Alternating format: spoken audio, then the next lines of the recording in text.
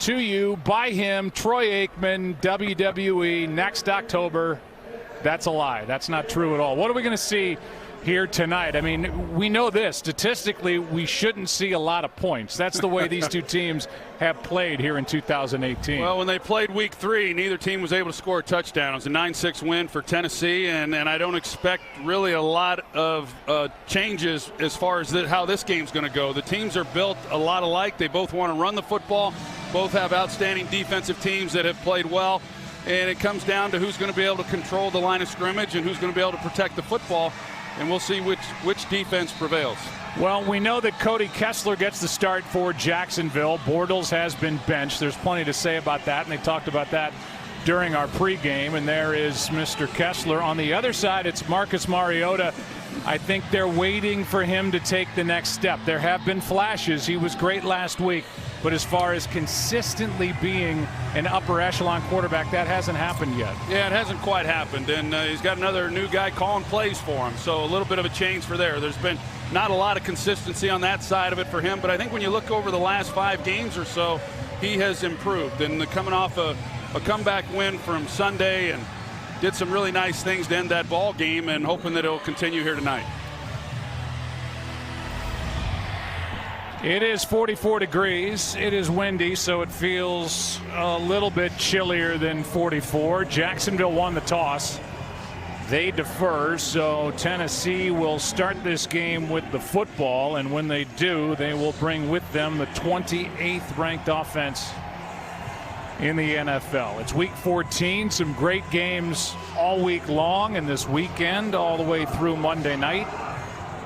And we will certainly have a look around the National Football League and the playoff picture in both conferences as this game rolls along. As we said a moment ago, for Tennessee, they're 6-6. They got there with that come from behind win last week here at home against the Jets. They had to bounce back from a 16-0 deficit and won the game inside the final minute on a 3rd down throw from Mariota to Corey Davis. You saw Mike Vrabel, and there is Doug Marrone, who was the interim coach for Jacksonville in 2016 last year. After going 1-1 as the interim head man, they went 10-6 and were oh so close to their first Super Bowl in franchise history. Now 4-8. Here's Darius Jennings, the best in the league at returning kicks.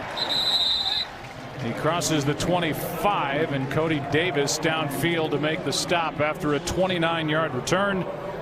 And here comes Marcus Mariota. That game-winning drive was the 12th that he put together last week against the Jets. You see his career numbers against Jacksonville. He likes playing against the Jaguars, but this, Troy, and I know you're going to get into it, this is still a very good Jaguars defense. They sure are. People talked about what they did last week, and it was outstanding, but they've been good all year long. They hand it to Dion Lewis, the free agent pickup from the Patriots, and Lewis gets a couple over the right side. So we'll look at this offense. As I said, 28th coming in. They were 23rd a year ago. They cleaned house with regard to the coaching staff, and the offensive line has not been good. In fact, Quentin Spain was benched mid-game last week, but he's back in there starting at left guard, and Ben Jones at his usual center spot. 2nd down and 8. Mariota to his left, fires, pass is caught, and that's Taywan Taylor. And with forward progress, they're going to give 1st down yardage to Taylor. Coming off a big game in his first career 100-yard game against the Jets. Here's the Jaguars defense. They are ranked 3rd overall. They're good up front. They've got Miles Jack in the middle at linebacker, the rookie Leon Jacobs, and then that secondary with Ronnie Harris in his 2nd straight start at strong safety. Barry Church not active in this game. He's lost his spot. Here's Lewis over the right side, and Dion Lewis gets 5.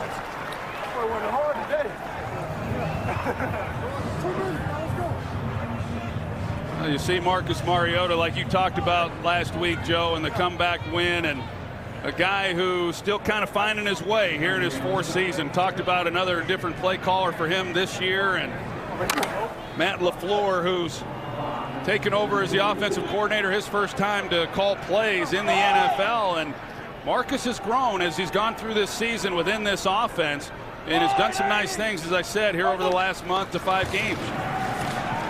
Trying to set up a screen, they do. Dion Lewis with a blocker in front, pretty well pursued by this Jaguar defense and Telvin Smith.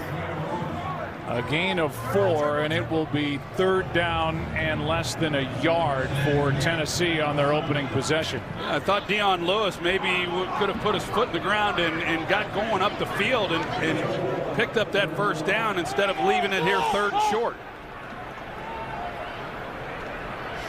Mariota, by the way, 8 for 8 rushing it, picking up a 1st down on 3rd and 1. 9 for 9.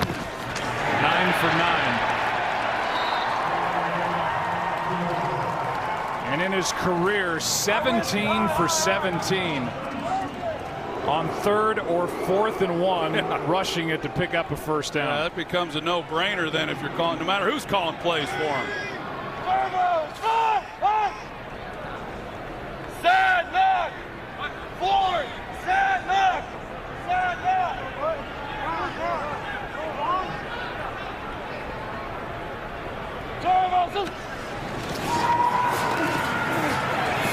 Good protection. Pass is caught over the middle by Lewis, and a gain of just 3. As the play is made by Telvin Smith and Miles Jack.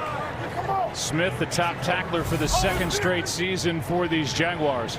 You see Taywan Taylor, they run a double move and then a comeback off of it. A lot of times, obviously, you're going to continue to take it up the field. You mentioned his big game last Sunday. He had a chance. He won on the route, but Mariota just decided to check it down.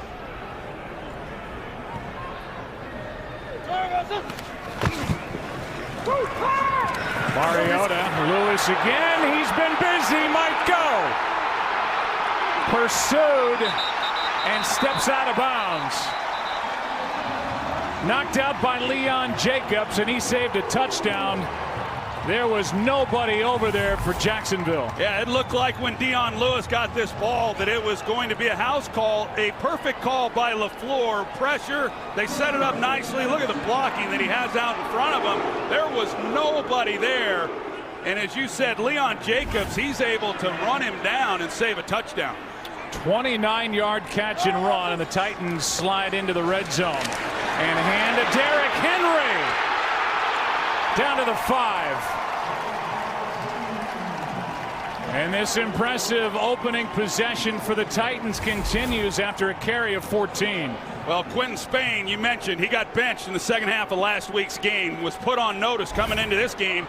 He does a nice job comboing up to the 2nd level and opening a nice lane for Derrick Henry. 1st and goal from the 5. Henry again to the 3. This Tennessee offense is the 22nd ranked offense in the NFL, converting inside the red zone at 54%.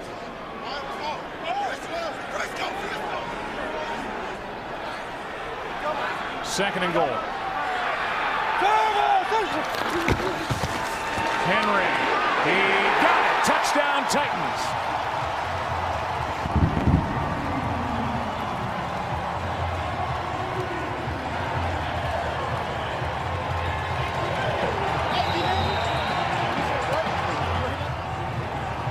That is 6 rushing touchdowns for Derrick Henry, all in the last 7 games. Well, it's a big physical back, and he's able to punch it in. And for a team that was unable to score a touchdown the last time these two teams met, to take the opening possession the length of the field, some good play calling, great execution. It's got to make Mike Vrabel extremely happy with the way they executed on that.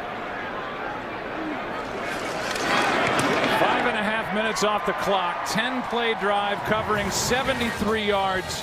And now Jacksonville gives up points after throwing a shutout last week. Vrabel happy. From the Ohio State Buckeyes to the Tennessee Titans, the great Eddie George. And that running back combination, these two guys, Lewis and Henry, had 62 total yards on that opening drive and right into the end zone. That was a good start for a team that flat out has to have a win here tonight. It was a great start, being able to run the football like that against a really good defensive unit and come away with a touchdown. That's going to set a lot of things up in their play action if they're able to continue to run the ball like that. Rashad Green on the return, can't get to the 20. And well covered downfield by Trawick. As Brendan made the play, and it's just a return of 12 yards, and here comes Cody Kessler. He played well at USC and then was a third-round draft pick of the Cleveland Browns. He went 0-8, but is it really all his fault? I don't think so. And he got his first start since those Browns days last week. Wasn't dynamic, but got a win. Got a win. It took me 12 starts to get my first win. Well, there you go. He's way ahead of you.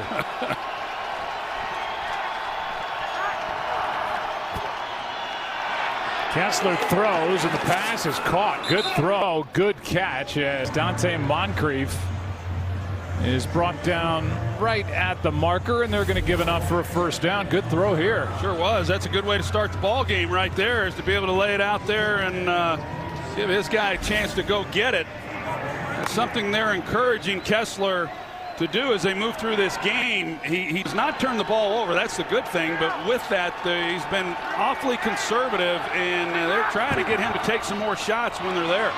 Here's Fournette, suspended last week for that fight in Buffalo.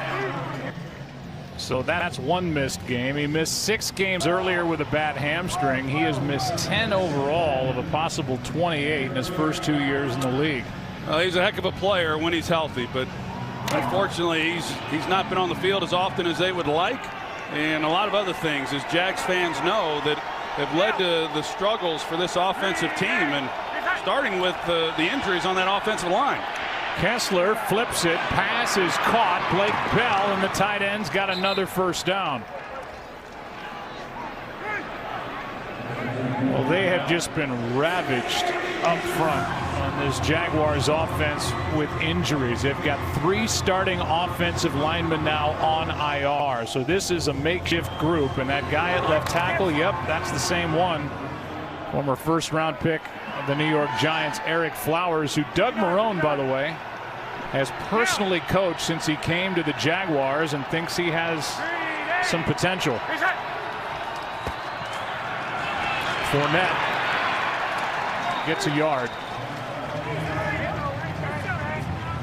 Well, leading into the game last week, which was a shutout win over Indianapolis, the Jaguars fired offensive coordinator Nathaniel Hackett and benched Blake Bortles. That meant that Scott Milanovich, who was coaching the quarterbacks, would take over as offensive coordinator, and Cody Kessler would get the start at the most important position on the field. That's what Troy tells me.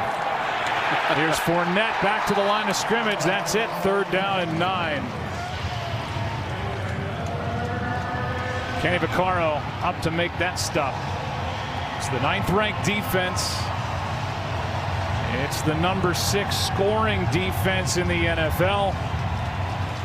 And this group will be coming at the Jaguars on 3rd and 9.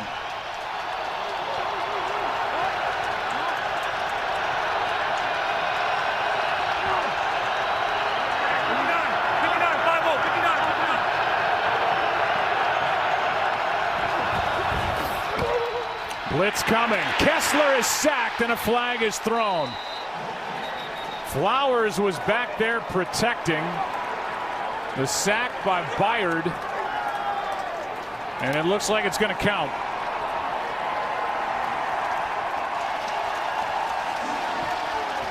Holding. Offense number 75. Penalties decline. 4th down. And it is on Flowers. Well, they bring 4 weak, as you're going to see, and you just can't block them up. They're trying to get the back over there to help out, and Yeldon, he throws a whiff, but it wouldn't have mattered. Byard was going to clean it up regardless, and like you said, Joe, that's what Tennessee likes to do. They get you to 3rd and longs, and they're going to bring pressure, and they're going to make you execute. Good punt here by the rookie Cook. Batson gets to the 20. And a 53-yard punt. Wired, Wooden alone. Brings down Kessler. Titans have the lead in the football, and the home crowd happy. Mike Vrabel's defense gave up a couple of first downs, but they get a stop. As we will look at the AFC playoff picture, there are 4 teams currently at 6-6. 6-6 would not get you into the playoffs if it were to end today in the AFC, but there are those 4 teams that are waiting for a stumble from a team up ahead of them. Pittsburgh, the Chargers, Baltimore.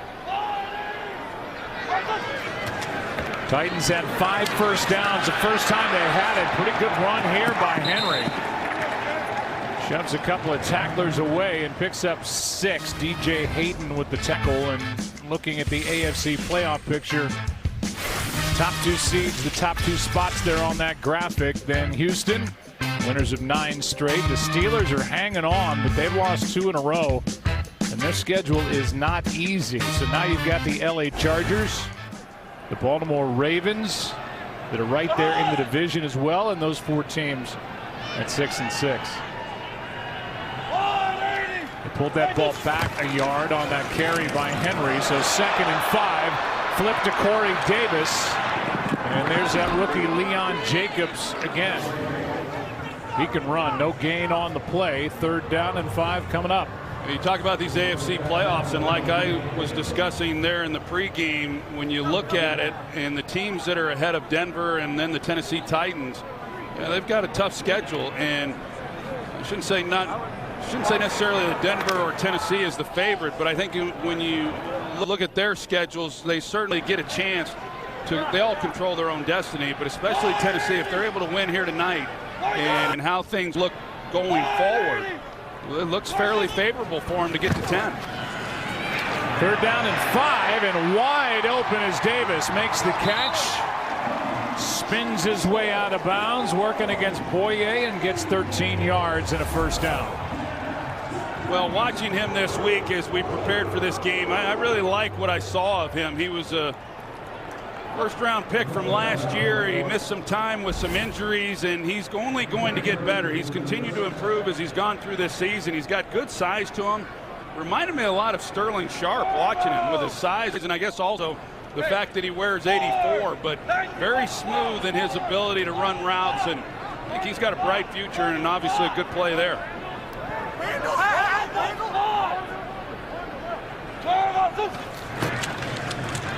On 1st down, it's Lewis. And brought down at the 39. Tonight's Precision Players to Watch, presented by Gillette. We look at Leonard Fournette on the left side for the Jaguars and what he's done over the last 3 games. And Corey Davis on the right just had that 1st down reception. And he comes in with 52 catches, 744 yardage-wise. Here's Henry on 2nd and 8. He picks his way up to the 45, a gain of 6, where DJ Hayden taps him down. It's a nice start for Derrick Henry, and the way that he is running the football. And this Tennessee team, they're going to continue to run the football whether they're having success or not, but they're doing some good things here in the early going. 3rd down and 2, and the pass is caught for a 1st down by Taywan Taylor. He's got the best speed on the outside for the Titans. Their downfield threat, 13 over the middle. Well, when you have that kind of speed, and you've done what he did on Sunday, you really open up then the intermediate routes. And I like the tempo with which Tennessee is operating. They're getting to the line very quickly, and it gives Matt LaFleur an opportunity to talk to Mariota at the line if he chooses to do so. He's calling the plays directly into him. Mariota rolls to his left, throws high, and he's picked. Intercepted by the rookie Harrison. And Ronnie Harrison, who had his 1st sack a week ago, has got his 1st pick in his 2nd start, and a return of 14 yards. Wide open, and Mariota missed him.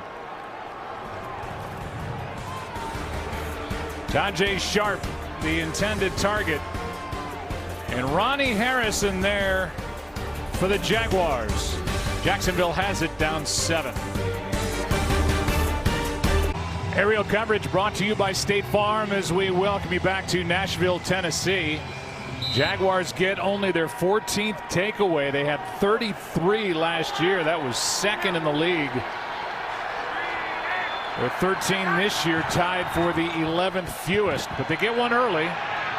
And the pass caught by Fournette, stumbling as he made the grab, and now gets up and ends up losing on the play 4 yards as Landry is there. Back to the interception. Well, some of the inconsistencies that we've talked about with Marcus Mariota, this is not a difficult throw. He's got an open guy in Tajay Sharp, and he just navigate Miles Jack and lay it over the top of him, and a ball that appeared to come out funny on his hands. It was obviously high, and Ronnie Harrison making his second start.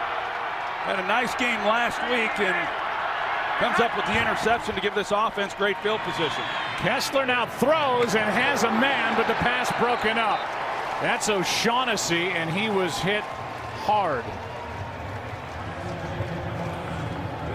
Really a nice throw by Kessler, laying it in there perfectly, and then O'Shaughnessy knows that there's going to be a collision, and they came in and just was able to knock. Adoree Jackson just knocks it right out. It's really a good play on Jackson's part, getting his hand in there and knocking it loose.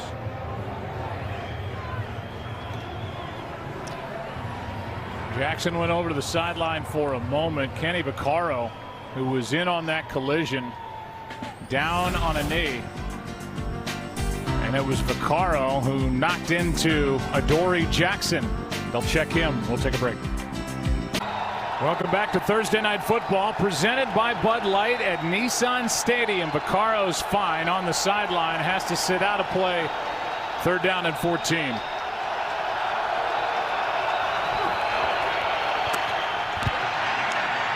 Kessler hits Yeldon, and TJ Yeldon hurdles, can't get there. Went over one tackle and then was knocked out of bounds. Sims made the play, a gain of 10. Here's Sims coming up and over him a bit.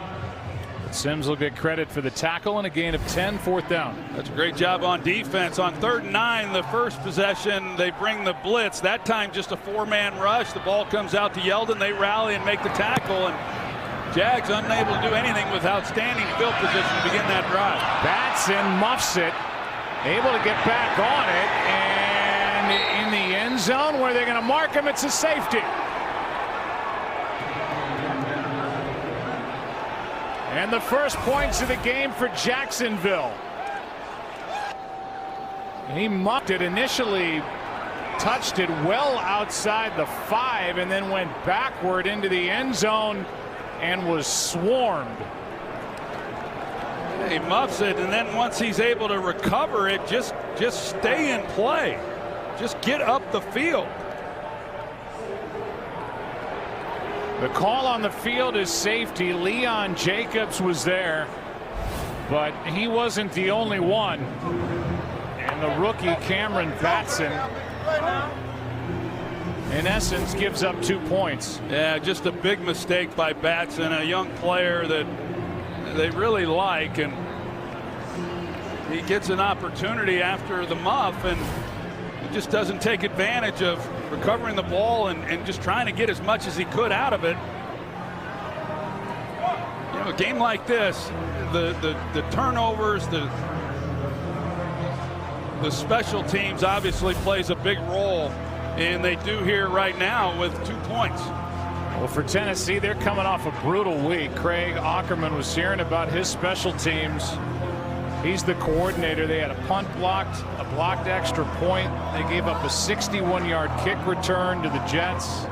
Overcame all that and got a win, but now they just handed Jacksonville 2 points. Yeah, that's the biggest thing, is the fact that they were able to come back and overcome all those things.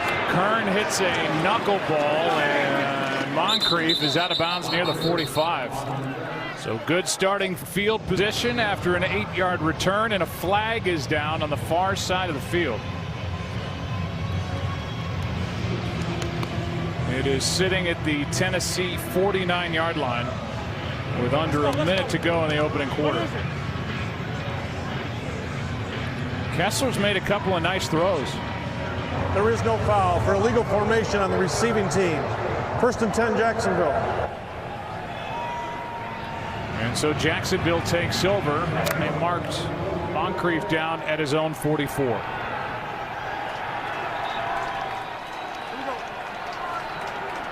Hold on. Down. 59. Green 8. Big high. Handoff to Fournette, breaks one tackle, lowers his shoulder, and on first down picks up 4. Derek Morgan on the stop. Some tough running right there. The Titans, they're not giving up much. And so once again, Jacksonville with a possession with outstanding field position, and see if they can't get something going. It's been hard to come by. Points have been really all season long. Well, if they do, it's not going to be in the first quarter, kids. Off to the second quarter we go in Nashville. Thursday Night Football back after this in a 7-2 game. Come back to Thursday Night Football presented by Bud Light. He won 2 Super Bowls with the Giants. He got the Jacksonville Jaguars up and running. Their head coach 95-02. Got them right to the postseason 96 through 99. And now back in the organization as the executive vice president of football operations. 2nd down and 6 and a handoff to Fournette. 3rd down coming up after a gain of 3. And of all the guys, Troy, that you and I have covered, I can't think of anybody you respect more than Tom Coughlin. He's awesome, isn't he? He was always so honest with us when he was the head coach with the New York Giants. I had a chance to visit with him this morning about some of the struggles this year, and he still wears his emotions out there on his sleeves. And very passionate about the game, very involved, as you can tell right here. He watches tape during the week. He helps. He goes to all the meetings. He's very, very active. You know that he's dying not being on the sidelines as a head coach for somebody. But he's enjoyed being in Jacksonville, kept his home there when he got let go. And he's got a foundation there that's doing great as well. On 3rd down, the pass is caught inside the 30 by D.D. Westbrook. Good throw with Kessler moving to his left, and he finds Westbrook for 22. Well, they're starting to get a few of those chunk plays, you know, and Westbrook, there wasn't a whole lot there. Kessler on the move, not an easy throw to make. Sliding to his left with a receiver running from left to right, but he lays it up there perfectly, and Westbrook able to make a play on the ball. At USC, Cody Kessler threw for over 10,000 yards, 88 touchdowns, 19 interceptions. That was it. 3rd round pick of the Browns. 2nd start now with Jacksonville. Slings it, pass is caught, and maybe inches inside the 20 is Dante Moncrief for 9.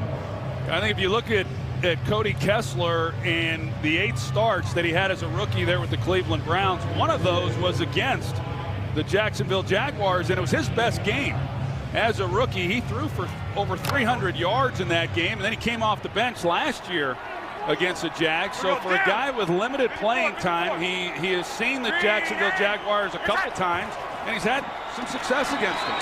1st down carry by Fournette. How about more? Nope. How about more in the way of a penalty flag?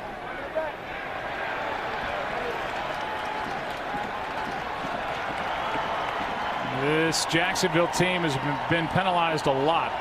Illegal block in the back. Offense number 10. 10-yard penalty replay.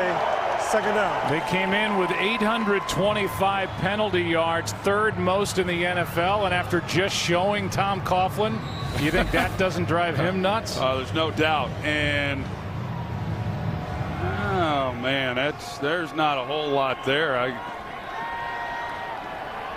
don't know. I don't see it. I think what Tom Coughlin is most upset about, Joe, is they've had so many personal foul penalties that have cost him games. 2nd down and 6. Kessler was looking for Yeldon and now throws, and how in the world did Westbrook hang on to that? When Doug Marrone talked to us about D.D. Westbrook, the first word he used to describe him was tough, and he just proved it. Yeah, he's got some talent too. He was a 4th-round pick. He fell in the draft. He was a Heisman Trophy finalist at one point in college, and you mentioned he was looking for Yeldon, and it's probably good. Yeldon wasn't looking for the ball, and I don't know that Kessler saw that there was good coverage on him, made him go to Westbrook, and ended up being a decent play on the, or decent gain on the play. Got 10 yards and a first down. So the first down they lost on that iffy call on Moncrief, they get right back. Kessler steps through some trouble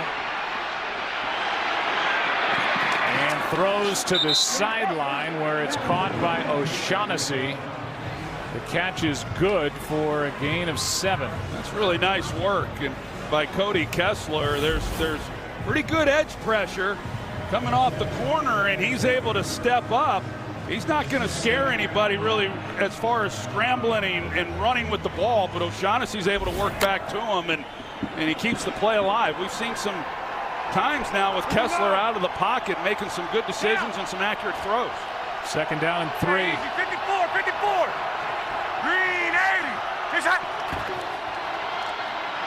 Handoff to Fournette, and he looks to be short of first down yardage by 1.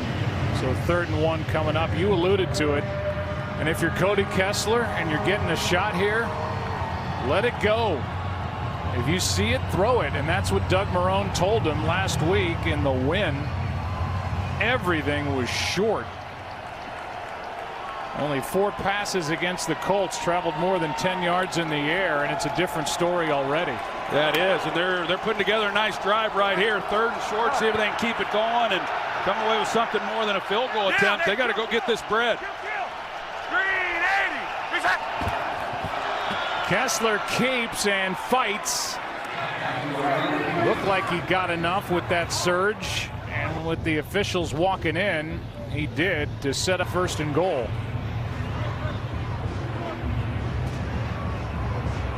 Well, now that official veered a little bit. It's close. And we may have a measurement. Yeah, it sure looks like it. They're calling to have him come in and take a look. And that official on the far side started trotting in with enough for first down yardage. I don't know about the spot. It was a rather conservative spot on top of that, as Kessler kept those knees up and looked like he got it, but we'll see.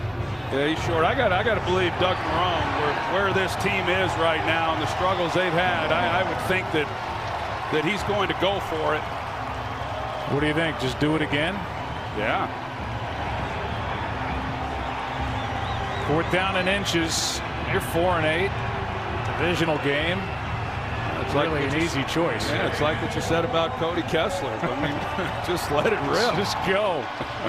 3 tight ends in there for Jacksonville. Jaguars 6 for 12 on 4th down so far this season. About 2 inches, 3 inches short. They carry it with Kessler. And this time, clearly enough for a first down to officially set up 1st and goal with under 9.5 to go in the half.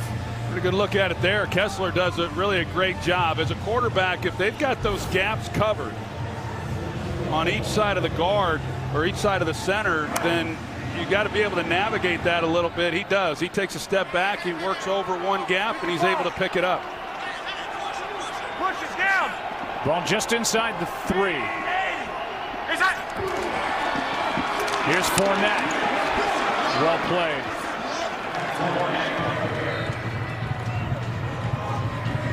And it's Morgan and Jarrell Casey combining for that stop. Jarrell Casey has been to the last 3 Pro Bowls. Good player. And Doug Marrone mentioned him in the same breath with Aaron Donald, who, by the way, leads the NFL with 16.5 sacks. I think Jarrell Casey's an excellent player. He hasn't been overlooked by the fact, like you said, that he's been voted to the last 3 Pro Bowls. But I think as far as NFL fans, a guy who is very underrated. Second down and goal. Fournette left side. How about that play? Woodyard was in there along with Logan Ryan. No gain, 3rd down and goal. Just no movement at all on that left side. Eric Flowers, he's unable to get any kind of push, and he gets driven back. It widens it out, and here they come. Fournette has no chance on that play. Austin Johnson, the initial contact on Fournette. 13th play of this drive. 3rd down and goal. Green 80. Is that? Kessler rolls out. Looking underneath, and the pass is broken up. Tommy Bohannon was the target. And if Marone went for it on 4th and inches, he's going to go for it here, it appears, on 4th and goal. Well, they had a chance if they've got an opportunity as soon as Kessler comes off of this, and if they're able to get it to Bohannon, but Bohannon doesn't help them much. He kind of throttles it down a little bit rather than continuing to run, and that should not have been a hard touchdown to connect on. 7th play from the 7-yard line or closer. And they hand to Fournette. What a job by the Titan defense. Rashaan Evans, the first one through.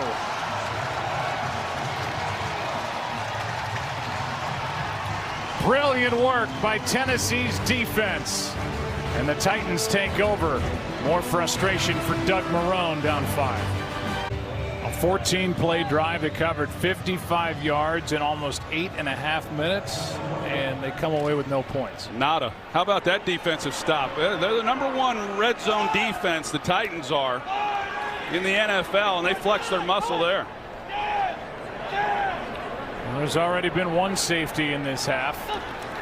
Drive starts at the 1 and looking for a little breathing room, and they get that and plenty more. Derrick Henry still going. Stays in bounds. He might go 99 yards for the touchdown. Unbelievable.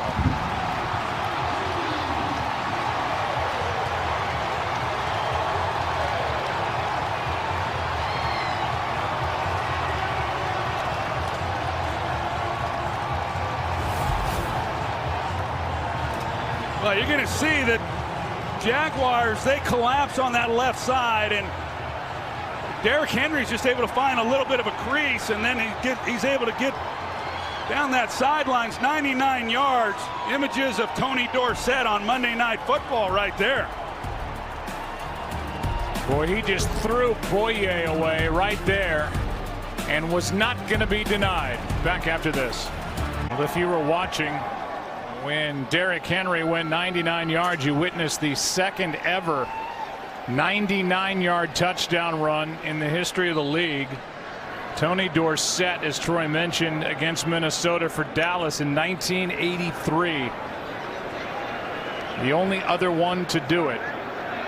There were missed tackles throughout. Meanwhile, there was an injury with Jonnu Smith, who was blocking the tight end. Here is a missed extra point on the part of Ryan Suckup, and we are going to look at everything now that we're on the other side of the break. Talk about a double gut punch here. First of all, Tennessee makes a stop on 4th and goal after Jacksonville had 1st and goal from the 3.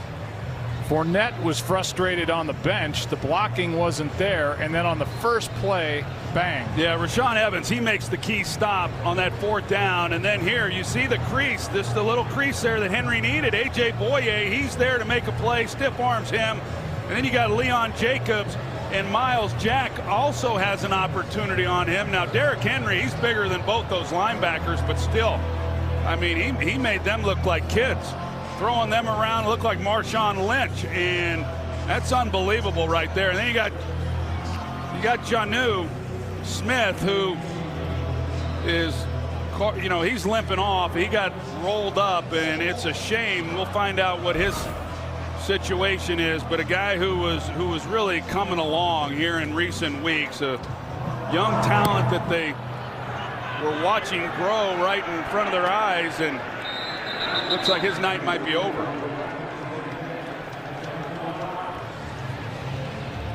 And then at the end of all that, a missed extra point. It's 13-2. That's right.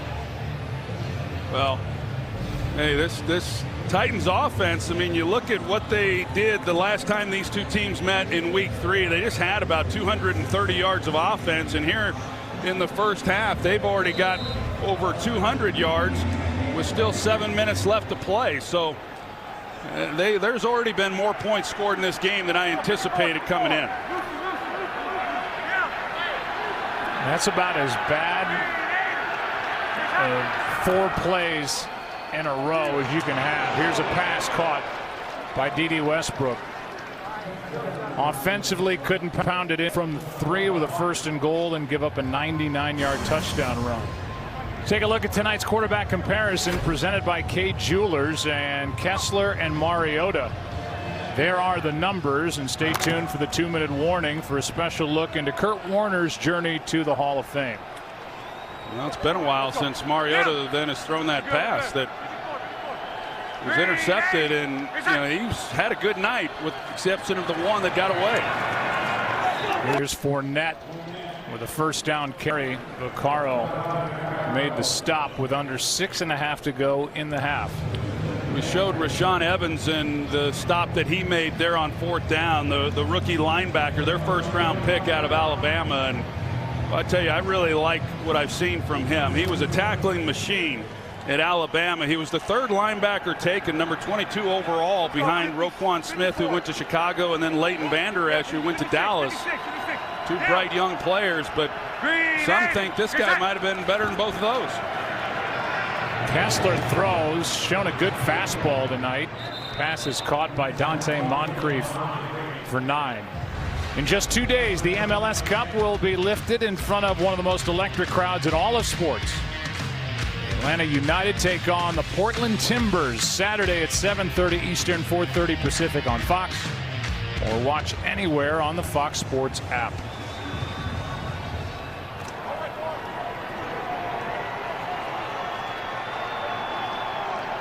Let's go 54, 54. Down. Green 80. Green set. 2nd down and 1. Fournette dancing around, but gets the 1st down. Gain of 2. This year with Leonard Fournette, Jacksonville has played 5 games coming in. They're 2-3. Average 23 points a game. Without 7 games, a record of 2-5, and they've averaged 13 points per game and 82 rush yards per game, compared to just under double when Fournette's available. 1st down and 10, and Carlos Hyde is in the backfield for the Jaguars. Pressure off the edge. The pass is caught by Moncrief, and he's into Titan territory. We showed kind of how this season started for Jacksonville. Like we talked about, going to the AFC Championship game last year and then starting off this season, and they got off to a 3-1 start. They were 2-0. They'd come off a big win against the New England Patriots, and then, of course, they played Tennessee and they lost that game. And it was in that game where they only had 2 field goals that you talk to people in the organization, they believe that that's kind of when some doubt started to creep in, even though they came back the following week and beat the Jets, that just thought maybe they were going to have a hard time scoring points, and that turned out to be the case. Pass is caught by Hyde, and he gets smothered. Play made by Evans again. A loss of 2. And Eric Flowers almost guilty of a hold. No flag on the play. This Tennessee defense, they're just flying around, and Rashaan Evans, you see the job he's able to do finishing them off after Adoree Jackson comes in and takes them low. Brings up 3rd down and 6.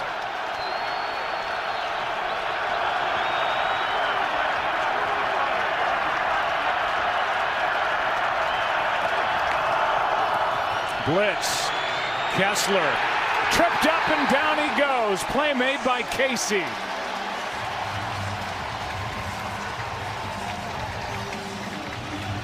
He turned 29 yesterday, and he's now got 6.5 sacks on the year. Well, they run a move, and they're going to do a twist, and you got A.J. Cann, the right guard, and he's unable to hang in there as he's trying to come off it. He's hoping that his right tackle, Jeremy Parnell, is going to be sliding back in to help. It's a good twist on that defensive front. Casey's able to get home. Logan Cook hits a beauty. Checks up inside the 10. Tapped down by Quentin Meeks. And the defense flexing its muscles for Mike Vrabel. Here with the Titans, frustrating Cody Kessler as the Titans lead by 11. Well, let's look at what happened to the great state of Florida.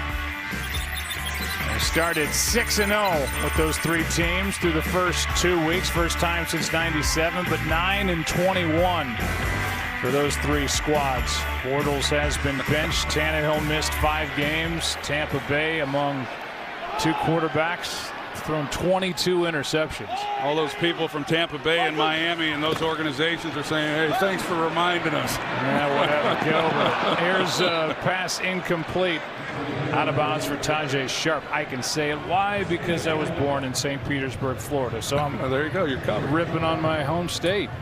You look at Derrick Henry in his first half, coming into this game, just 200-yard games, rushing in 43 career games, and with that 99-yard run, obviously over 100 yards here in this first half. It's good to see. I know when you talk to Mike Vrabel and what they're wanting to do, and Matt LaFleur, and trying to get him to run a little bit more physical, he was sure physical on that run. Mariota finds the tight end, and Stocker is wrapped up short of a first down. Titans have their first 100-yard rusher in their now 17th game. They came in with none over their previous 16 games. A 99-yarder for Derrick Henry. And now a unique look at Kurt and Brenda Warner's story, sponsored by Kay Jewelers. Some images from tonight as we welcome you back to Thursday Night Football, presented by Bud Light. Nashville, Tennessee, the 6-6 Titans leading.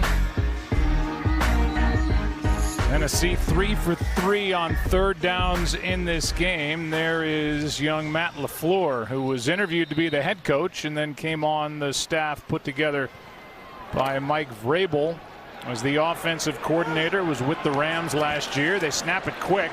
Mariota bangs into his offensive lineman and is tripped up short of first down yardage. He went into the body of Quinton Spain, and once that happened, it was over, as Miles Jack is there to get credit for the tackle. Yeah, Jacksonville finally able to make a stop. And you know, you talk about Matt LaFleur, and yeah, he was with the Rams and was with McVay in Washington. He's worked under some really good offensive minds with Mike Shanahan and Kyle Shanahan, and we know what Sean McVay's been able to do in Los Angeles. Everybody who's been exposed to that system is a hot commodity, and Matt LaFleur no different coming here this year. And you know, the philosophy, you think of the Rams and even a little bit with Kyle Shanahan and what he wants to do, they're really about running the football. It's the influence from Mike Shanahan and his background, and LaFleur's no different, and that's what Mike Vrabel wants to do as a defensive coach himself.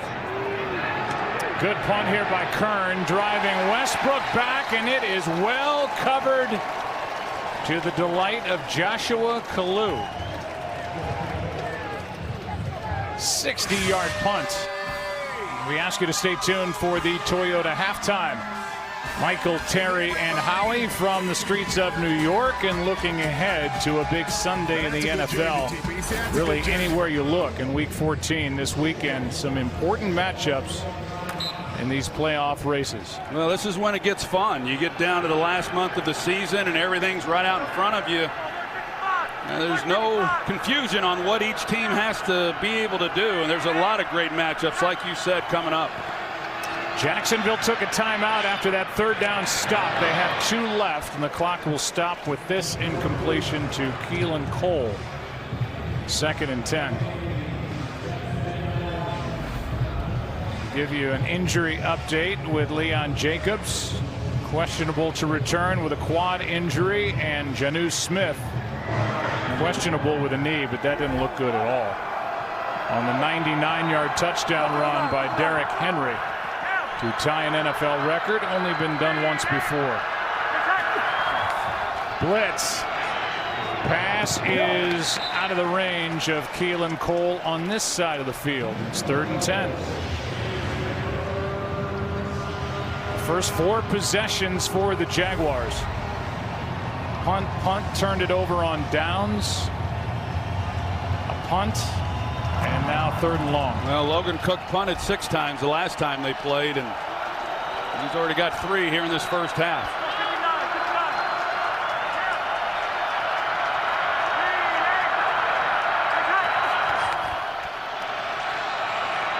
Here's one aired out. Moncrief can't make the catch. Malcolm Butler in coverage. It's a quick 3 and out, and Tennessee will get it back with 3 timeouts. It sure looked like Moncrief had a chance for this one. He's able to get past Butler, and I mean, that's a really well thrown ball. You just stretch out, lay out a little bit, and that was a very catchable ball for him. And that was a 16-second drive by Jacksonville. Ugly punt by Cook. His worst of the game so far. And good field position for Tennessee, up 11 with 3 timeouts. They'll start at their own 35. Yeah, so Tennessee now they got plenty of time. Jacksonville did the right thing. They called timeout after the 3rd down play when they made the stop defensively, but yeah, offense, they just couldn't get anything generated, and now with 3 timeouts, 1:17 to go, good field position. See whether or not Mariota and this offense can add to their 11-point lead.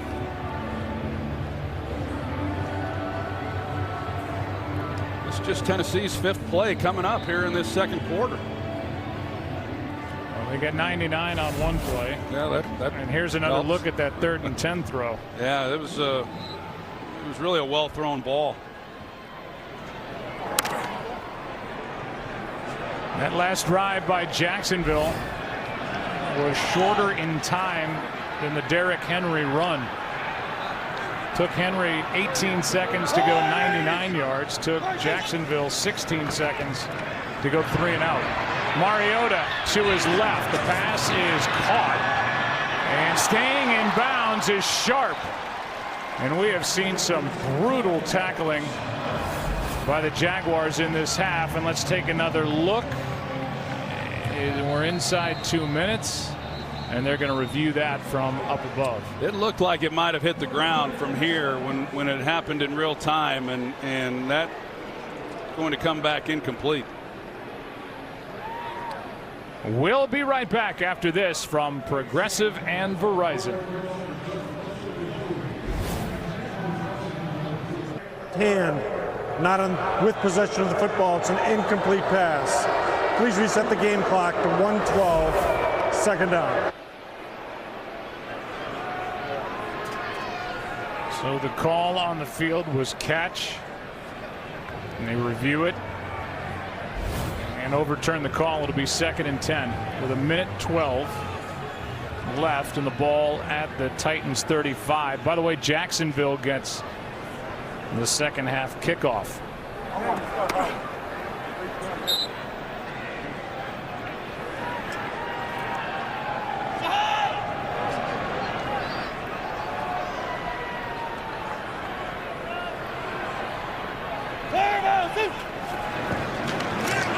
Four-man rush. Mariota steps into it. Flag on the coverage. Corey Davis was the target with the rookie Harrison in coverage, and he knows he committed the foul. Yeah, double move right there. And Corey Davis, as you're going to see, number 84, he starts to the inside. Defense, number 36. Automatic 1st down. That's the rookie Ronnie Harrison, and he just knew he was beat. That was a good penalty on his part, and he's starting to peek in there a little bit and trying to jump a route. A good call there by Matt LaFleur, taking advantage of the young player there in the secondary. But again, a good penalty by Ronnie Harrison. Just didn't want to give up the touchdown. It goes down as a 20-yard penalty. It moves the ball to the Jacksonville 45.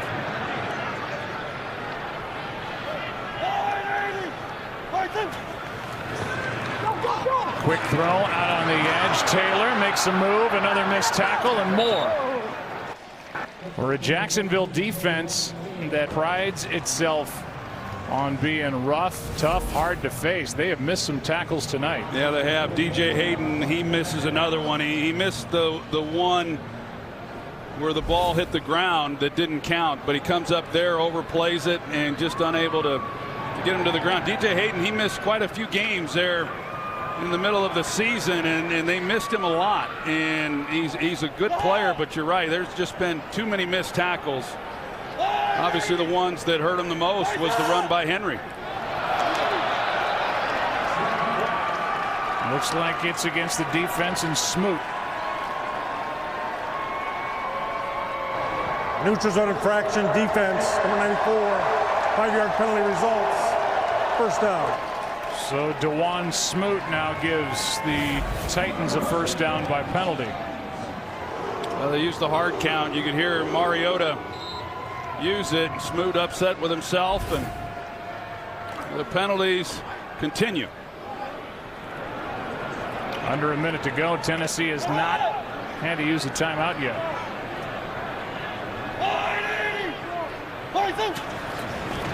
Blitz with Miles Jack coming after Mariota. Pass is caught. That's Taylor. Clock runs. No timeout taken yet. 2nd and 2. Yeah, Mariota, if he had been able to hit Taylor in stride, Jalen Ramsey was in coverage, but he may have gone to the house. There, he had a lot of room in front of him to run. Timeout now taken after a few seconds ticked away, and we'll be right back after this from Geico. 2nd down and 2 with 42 seconds left, and now 2 timeouts for Tennessee.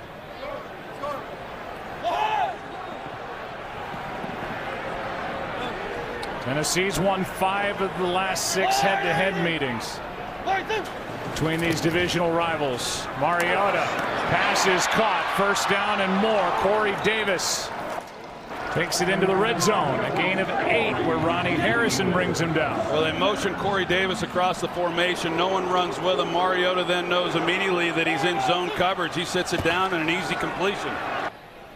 Here's Lewis out of the backfield, stops the clock with 19 seconds left.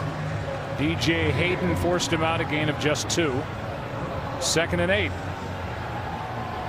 Well, they got timeout, so they can do whatever they want. 19 seconds, you got to contend with that, but they can take some shots. They can hit it underneath, call the timeout. The whole playbook is at Mariota's disposal.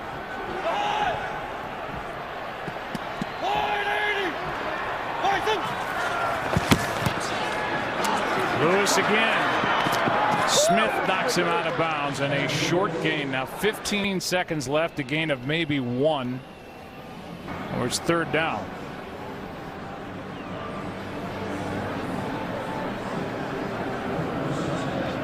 Don't know about that call. Willing to dump it off, and a short gain, so now 3rd down and 7 with 15 seconds and 2 timeouts.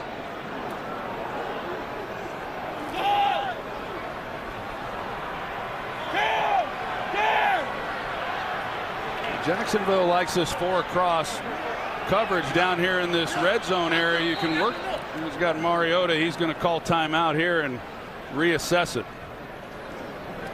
So Tennessee has to take a timeout with the clock stopped. Tomorrow morning on NFL Network, Kate, Kay, Nate, Kyle, and Peter have all the news and trending topics from the football world and beyond. Good Morning Football tomorrow at 7.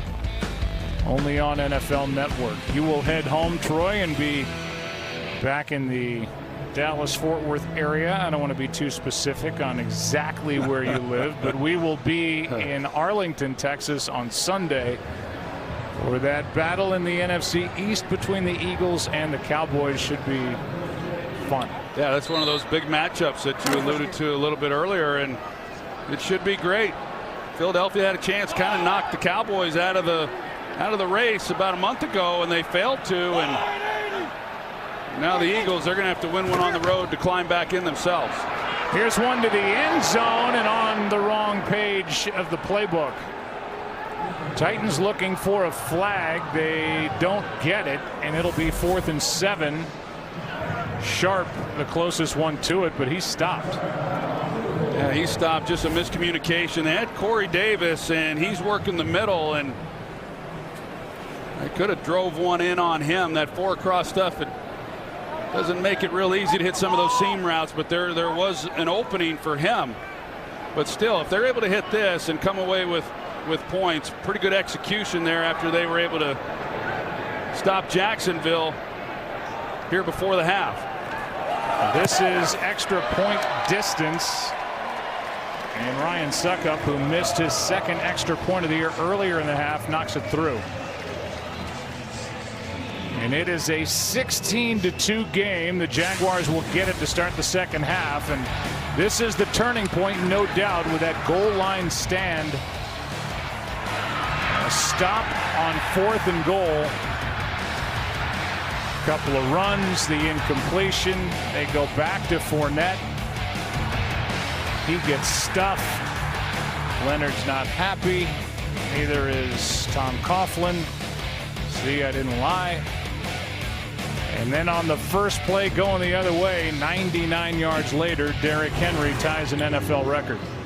Well, they ran the ball off that left side, and that's the side that has had all the changes. They're starting their 4th left tackle this year, and Patrick Omame, he's getting the start at left guard after Norwell went down. 3 starters on IR, and it's hard then to run the football, and that's been proven. And this Tennessee defense steps up on 4th down, something that we saw last week from Jacksonville 3 different times. The Colts tried going for it on 4th and 1 and failed all 3 times. We are 1 snap away from the Toyota halftime.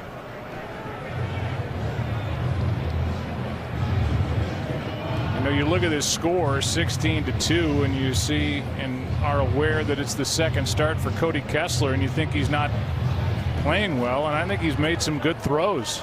Well, I do too. I think he's made some really good throws, and he's kind of fighting for his life back there. So that'll do it. Jaguars will get it to start the second half, but in a game the Titans need, they lead it by 14. Stay tuned. The Toyota halftime is coming up. Want to stay up to date? Hey Siri, show me football schedules. Thursday night football swings into Music City, USA. I found you. Henry, he got it. Touchdown Titans. Cody Kessler needs to prove himself. 99 yards. Unbelievable. Second half starts now. That was tonight's game flow, brought to you by Progressive in a 16-2 game, and the Jaguars are going to try to jump right back in this game right now. But man, that game just turned, and there was Jacksonville with an opportunity to take the lead. They don't pound it in, and then they just give up a 99-yarder, and like that, this thing was dominated by the Titans. Yeah, in one play. And I think, though, however, if you look at Tennessee and the job that they were able to do, they've taken it to Jacksonville, not only on the 99-yard run. The offensive line has really been outstanding in the job that they've done in being able to create a push. It started with this screen pass. You're going to see Josh Klein, number 64, who he's going to be out in front. I mean, he's almost outrunning the back on that play. Shows a lot of athleticism. Then, of course, the push in the cutback lane from Derrick Henry. Here's the 99-yard run that you said really turned things around, with Jacksonville with an opportunity to kind of take control and take the lead there in that first half. But Mike Vrabel's got to be awfully pleased with an offense that has struggled throughout the season, an offensive line that has had some issues, and yet they've played very, very well. Well, that's going to be a not fun film session for this Jaguar defense, looking back at this first half. But there's a half to go, and we'll see if Jacksonville can get back in it with Rashad Green waiting for the kick.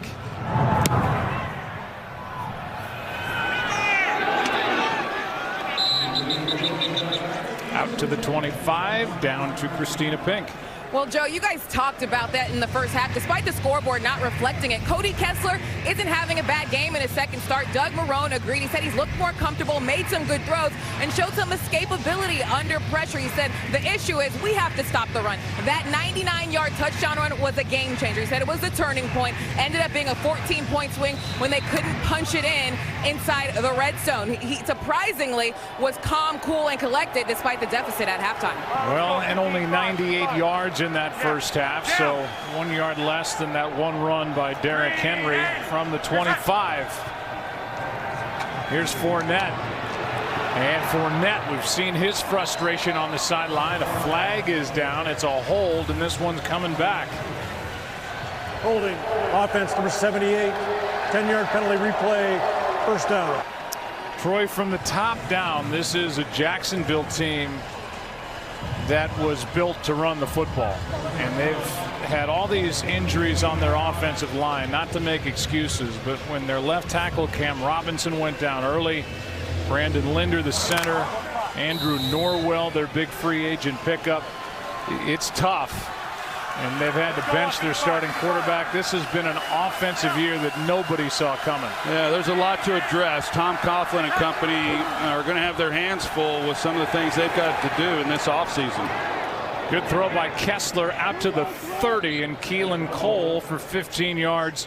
Hello, Aaron Andrews. Hi, and what did Mike Vrabel tell us on our conference call that they needed to do against this team? Well, play fast, play physical, play with the lead, run the ball, and pressure the quarterback. He said we've done all those things. What he'd like to see more of with this offense is better job sustaining drives. And for his defense that's out there, he said we need to get off the field earlier. The Jags can really run the ball. They did that against Buffalo a couple weeks ago to try to get back in that game. They hand it to Fournette, and he plows ahead through Morgan, but a flag is down again. It's another hold against the Jaguars. Well, you can see the frustration from Leonard Fournette as well. Offense number 75. 10-yard penalty, second down. Yeah, this time it's Eric Flowers, the left tackle, but Leonard Fournette, he has a couple good runs, and both of them have been called back here on this opening possession to start this second half. It's maddening. The penalties in general throughout this season, and Joe, you touched on it, the offensive line clearly, then you're without Leonard Fournette, but they have to address this quarterback situation. When you have a philosophy of running the football, playing great defense, that's great, but it's a hard way to win consistently in today's game. They've got to get that quarterback thing figured out. Here's a pass to Moncrief. He was going up the sideline. Incomplete, 3rd and 15. Started to say that was looked like a nothing hold on the part of Flowers. Mike Pereira, they threw the flag. I didn't see anything. Yeah, Joe, neither did I. And I have to tell you, they've made a point of emphasis on holding. Now, last week, there was a ton of holding calls, and this is the third one we've seen already. It's the officiating department trying to get more holding calls. They're trying to pick up more, but that certainly wasn't a good one if it was number 75. Pick up more. It's like telling me to quote on speeding tickets. I mean, good gosh, there's enough flags in this league as it is. Pass is caught. O'Shaughnessy is dumped. And the play by Adoree Jackson, a gain of 4, and because of a couple of penalties, that drive goes nowhere for the Jaguars. 4th down. Yeah, there was some promise, but yeah, with the penalties after, like I said, a couple nice runs, it goes nowhere. Jacksonville now 1 for 8 on 3rd down in this game. I'll be honest with you, Mike, I didn't like hearing that they say they want holding penalties up. I mean, sometimes the league can't get out of their own way. Here is Adoree Jackson on the return, breaking a couple of tackles and out across the 30 to the 33. 9-yard return. Tennessee has it, leading by 14. Welcome back to Thursday Night Football, presented by Bud Light at Nissan Stadium. First possession of the second half for the Titans. Coming off that come from behind win over the Jets, sitting at 6-6 and alive in the playoff conversation. Here's Henry. Derrick Henry, who's had a big night already, gets 2. Well, you talk about the playoff hopes, and you know, if you're Tennessee, you have to assume you got to run the table, and if you do that, I think you've got a real good shot at it. Here's Mike Vrabel, and it gets you to 10 wins, and they're able to continue and win this ball game. They go to New York next week, and then they're at home against Washington and Indianapolis. That Indianapolis game could decide a lot of things. Play action from Mariota, airs it out downfield. That's Taylor. Can't make the catch, no flag. Coverage by Jalen Ramsey. He had a real shot at it too. It was a ball that gave him an opportunity. He inside releases. He does a good job of climbing back on top of Ramsey, and obviously should have caught the ball. Just a missed opportunity. He had the 2 big catches last week. Had an opportunity for a big touchdown that Mariota missed him on, but that was one he should have had. Jaguars showing blitz. Miles Jack comes on the blitz, and the pass is caught by Anthony Firkser. Firkser makes a heck of a play on this ball. It looked like he was being held coming out of this route by Ronnie Harrison, and he's able to just play through it. He's a guy who's shown up a little bit as well. In the last 3 games coming into this, he's had a 20-yard reception in each one of those. So he's had some big plays here in recent weeks for him.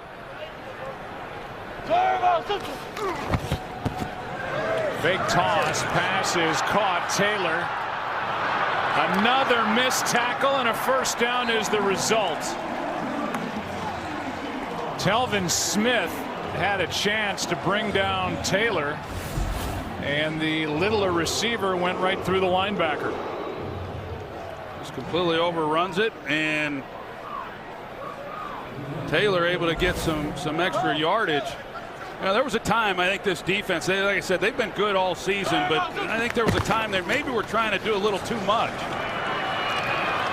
Henry on first down picks up 3 and now has a new career high in rushing for a game. A 99-yarder will help you along those lines. 134 yards in the game for Henry. Yeah, that's pretty nice, especially when you only have had 8 carries.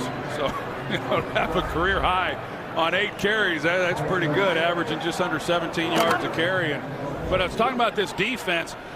Yeah, maybe with an offense that has struggled, you start trying to do too much. I don't think that's been the case here tonight either. You got them backed up. You give up 99 yards, and they've overlooked a lot of plays.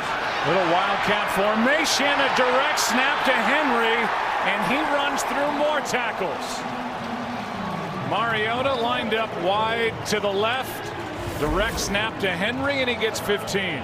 Well, 250 pounds, and he's just taking it right up the gut. And tell you what, for a defense that's as good as what this one is, they've looked pretty average here tonight, and they have been terrible making tackles. Again, Henry lined up for the snap. Again, he takes it. And Henry is getting big chunks of yardage every time he touches it. Flag is down. Holding offense number 78. 10-yard penalty replay. First down. That was for you, Mike. It's a hold against Jack Conklin, and the first Titans penalty of the game. Conklin was an All-Pro as a rookie 2 years ago. Yeah, other than Jack Conklin, they've been pretty healthy on that offensive line. He missed the first 3 games of the season. We talked about all the injuries that the Jaguars have had along their offensive front. Hasn't been the case with Tennessee. Mariota has a man. Taylor, he's been busy. Missed 3 games with a foot injury, and working against Jalen Ramsey, gets 13 more yards. Pretty good timing there by Mariota getting the ball out. Ramsey playing Pretty soft coverage, respecting Taylor's speed.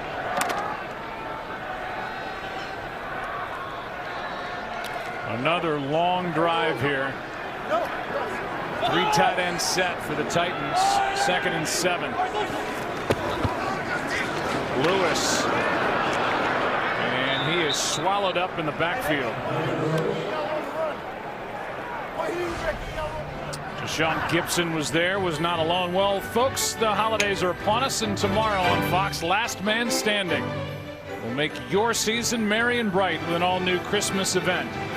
Tim Allen jingles all the way with Last Man Standing, followed by the Cool Kids tomorrow on Fox.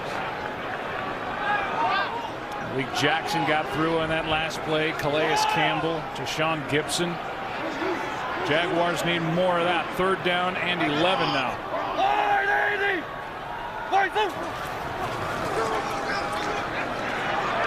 Mariota slides through.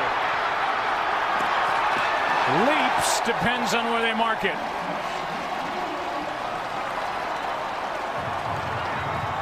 And they're going to give him enough for a 1st down. Well, Mariota, he's their 3rd leading rusher on the team coming into this game, and that's the element that he gives. He's been doing it since he was in college, and the things open up, and we've got, as soon as you start talking about the offensive line being injury-free, you've got Taylor Lewan going down. They'll check on him 1st down when we come back. Aerial coverage is brought to you by State Farm. 1st down for Tennessee. Taylor Lewan went down, and now you can see that hit to the head. He is in the blue tent on the sideline as Dennis Kelly comes into the lineup for him. He's out at left tackle.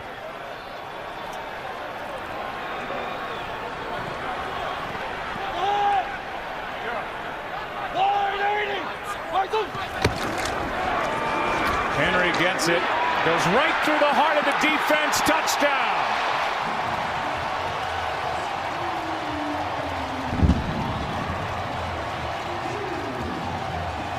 Third of the night for Derrick Henry.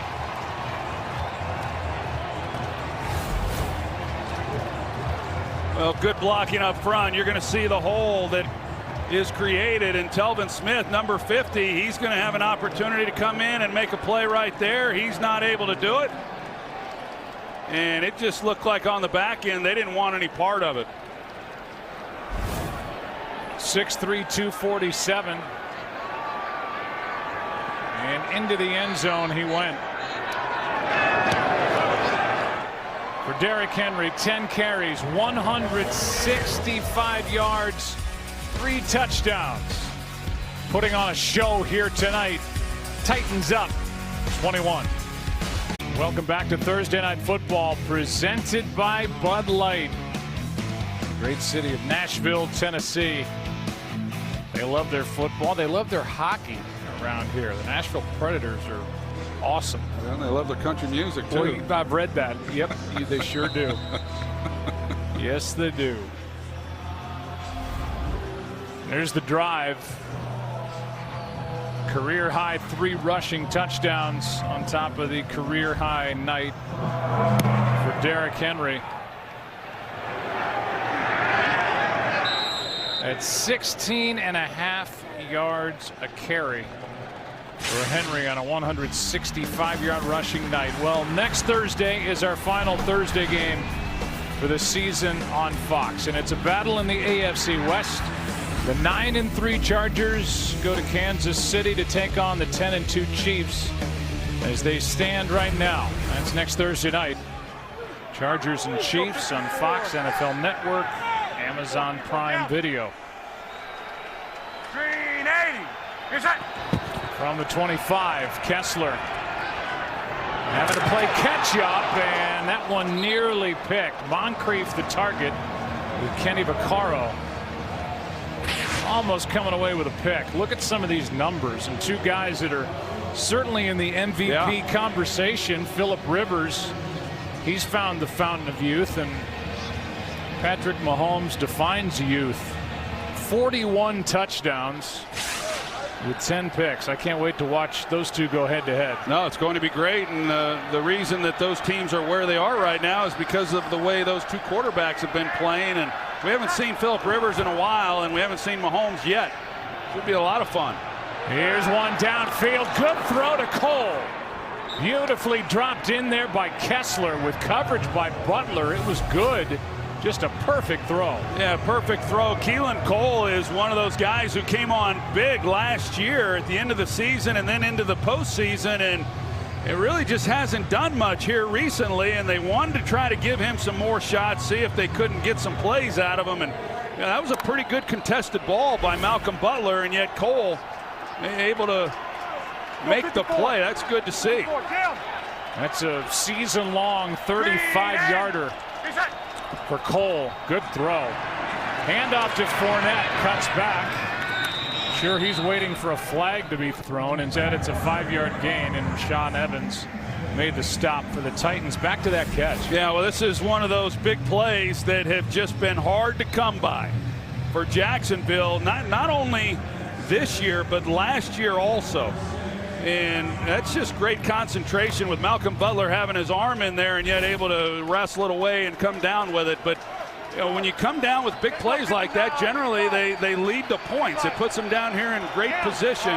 That's why it's been hard for Jacksonville to really generate much scoring this year. Look out, Cody Kessler. Ball is out. Right now it's ruled a fumble, and the Titans got on top of it. The sack for Casey, and Sharif Finch came out of there with a football. I don't even know what Jacksonville was doing up front. Casey in there, Finch as well, and Finch recovered the fumble. No help for Cody Kessler. Well, Cody Kessler has had no chance tonight. The knees are up, not on the ground. The ball comes out. Finch not only recovered it, he forced it. And there's Jarrell Casey again for Tennessee. Like I said, looking at that protection, you could give me an hour to try to break it down, and I couldn't tell you what they were trying to accomplish. They turned Jarrell Casey completely loose. They got two guys blocking, one outside rusher, and Cody Kessler said, "Thank you very much." We may have the time for you to go through it. Here's Henry. What a night! Henry! He is gone for the touchdown, his fourth.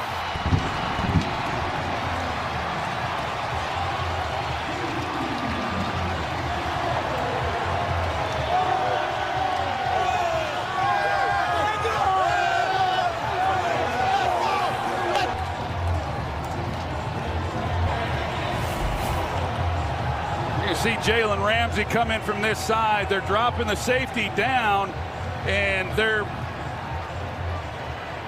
once Jalen Ramsey gets outflanked by Henry, there's just nobody left out there to contain, and that's the second time tonight we've seen on the very first play of a possession Derrick Henry make a house call. And this one sneaks in off the foot of Ryan Suckup. 11 seconds for another score for Henry, and we'll be right back after this from Verizon. Well, at the end of that touchdown run, a Heisman Trophy pose for the Heisman Trophy winner, Derrick Henry, back in 2015. In the 2016 draft, the Cowboys, with the number 4 pick, selected Ezekiel Elliott. He's run for over 3,700 yards since. The next running back taken in that draft was Derrick Henry. But 41 picks later, at 45th overall, he's rushed for just over 1,700 yards in his NFL career. The flag is down on this kick.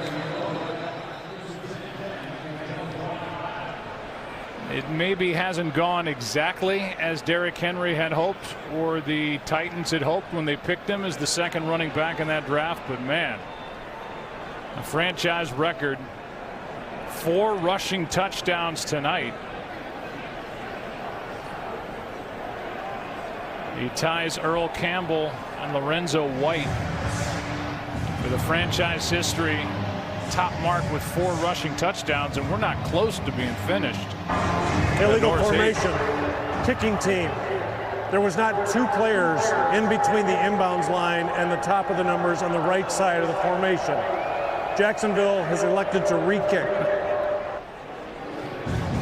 11 carries total for 219 yards, averaging just under 20 yards a carry. Now the 99-yarder helps, but he's been almost impossible to bring down all night long. Yeah, and against a really good defensive team that you just don't have those kinds of days against. And you know, these Thursday night games are tough, and they're tough for the, generally speaking, they're tough for the visiting team. And it just seems that regardless whether you're the home or away team, when things start to go south, I don't want to say teams quit, but the short week and fatigue and everything else, it sure looks that way, and it just snowballs, and then you have a runaway train like we have again tonight with this Tennessee team. But this has been embarrassing for this Jacksonville defense. And by the way, Taylor Lewan was back on the field and in the game on that carry for Henry for the touchdown, his 4th of the night. Here's a return by Rashad Green. And Jacksonville will go back on offense. The AFC playoff picture. The number 1 seed as we sit here in week 14, Kansas City at 10-2. Then the Patriots at 9-3. Right there, the Texans. New England beat Houston week 1. Pittsburgh is the number 4 seed. But then you get to the Chargers at 9-3. Baltimore at 7-5, and right on the heels of the Steelers, and those 4 teams tied at 6-6. Miami, Indy, Denver, these Titans just on the outside of the door, knocking, trying to get in. Pass is caught. That is Westbrook. He is up to the 40-yard line. Well, another one of those big games this weekend is Baltimore at Kansas City. Kansas City just, you know, trying to continue to have the lead over San Diego, and then of course Baltimore hanging in there in a wild card spot. Should be a good one. You said San Diego. Kessler out to his right. He's going to carry for the first down, and he got hit and hit hard by Benny Logan. What's the over/under next Thursday? I'm saying it's at least 5, but may have to go a little higher than that. I apologize to those that do not want to hear me call them the San Diego Chargers. Maybe those people down in San Diego, they are thankful. I don't know, but the LA Chargers, I'll work on it this week and have it straightened out by Thursday. Have Kappa and the kids just keep saying it to you every time you show up in the kitchen. Here's TJ Yeldon over to the right side on first down. You know, you were talking about Derrick Henry and where he went in the draft. Leonard Fournette was also the 4th overall pick. And I think if you look at the Jaguars and go back to 2016 at the end of that season, Bortles had a tough year, and the decision was made to go with Fournette. The Jags could have drafted a guy like Patrick Mahomes or Deshaun Watson, and they decided to go with the running back. And you know, whether that was a good decision or not, I don't know. Fournette obviously is a good player. Thought the umpire was running in there to take the snap for a moment as Keelan Cole makes the catch for a first down. Kessler might have let him. Here, you do it. But yeah, I think Tom Coughlin comes in and they go with the big bruising back and run the football. Of course, they brought in Norwell at left guard this year, and you know, hard to argue with what they were able to do last season. They doubled down on Bortles with an extension, and now he's benched, and so now the whole organization offensively is in disarray. Pass is caught, and a nice move for a first down by Dede Westbrook. He's still playing. For more on Blake Bortles, here's Christina Pink. Yeah, right now, Bortles' future is a question mark. Overall, he's actually handled the benching well. He's really been hands-on in helping Cody Kessler. But I talked to Bortles before the game. He says, right now, I don't know what's going to happen. I could be released. I could be staying with this team. But overall, I want to go ahead and start for another team at some point next season. Kessler has his arm hit. The pass is going to go down as an incompletion to bring up 2nd and 10.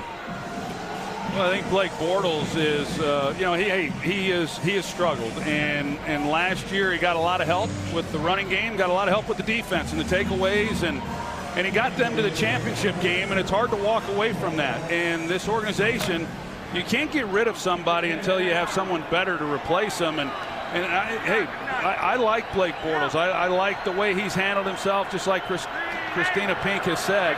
But you have to have better quarterback play to win consistently in this league.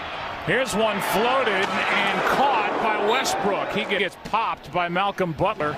And we've seen Cody Kessler, when he's had a little time or when he's bought himself time by using his legs, make some nice throws. That one for 23. Yeah, he really has. And, you know, that's kind of his deal. You know, I mean, if he's able to buy a little bit of time and be efficient, and like I said, he doesn't turn the ball over. He was a 3-year starter in college. He's played a little bit. Kessler zigzagging around, throws it away. Well, he's not a guy who's going to wow you a whole lot with his arm, but you never know as far as what the organization's going to see from him. And I think Cody Kessler, I think he realizes that this is his opportunity, whether it's here in Jacksonville or getting a chance to go somewhere else. There's no doubt that Tom Coughlin and Doug Marrone are studying him and will be making that determination. But he's looked good here tonight, and D.D. Westbrook has made some nice plays to help him out.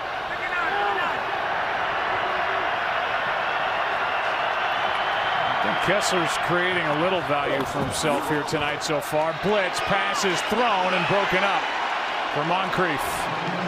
Stepping in front, Malcolm Butler, who's been playing better and better as the season has gone on. A free agent pickup, as you know, from New England. Kessler, he's getting used to this, turning it loose and then getting laid out. Yeah, Malcolm Butler, they also went out and got Logan Ryan last year, who had been with the Patriots. And you know, that's what happens when you're Mike Vrabel and you bring in guys you're familiar with, and his stop with the Patriots as well. But Butler has gotten better and has done some nice things here in recent weeks.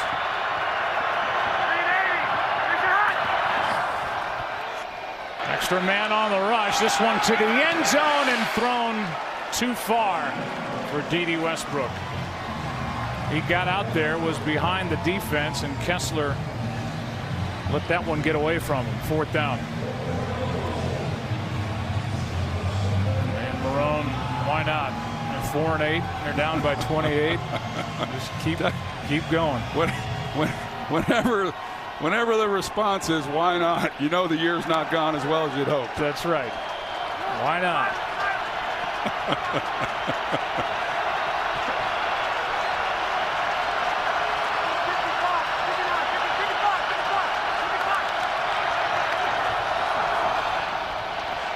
Kessler to the end zone. Pass is caught for the touchdown. D.D. Westbrook. Able to tap the feet down. Let's take a look. Catch, right foot. Hey. Oh, man, he doesn't get the left toe. He doesn't drag it, as Nate Burleson would say, and looks to be out. Yeah, it sure does. It's awfully close, and Kessler's on his back again at the end of this play. Brian Arakpo takes him down. It's a wonder that he was even able to get it. Will be reviewed in the vicinity of Westbrook. It's a scoring play, so it's reviewed, and it looks like for the 2nd time in the game, with goal to go, the Jaguars will turn it over on downs. We'll get the call when we come back. During the break, they make the announcement that the ruling on the field stands. Remember, that was the call. Certainly worth plenty more looks. And then we'll hear from Mike Pereira. So the touchdown is good. Great effort either way by Westbrook. He's been playing hard tonight, all night.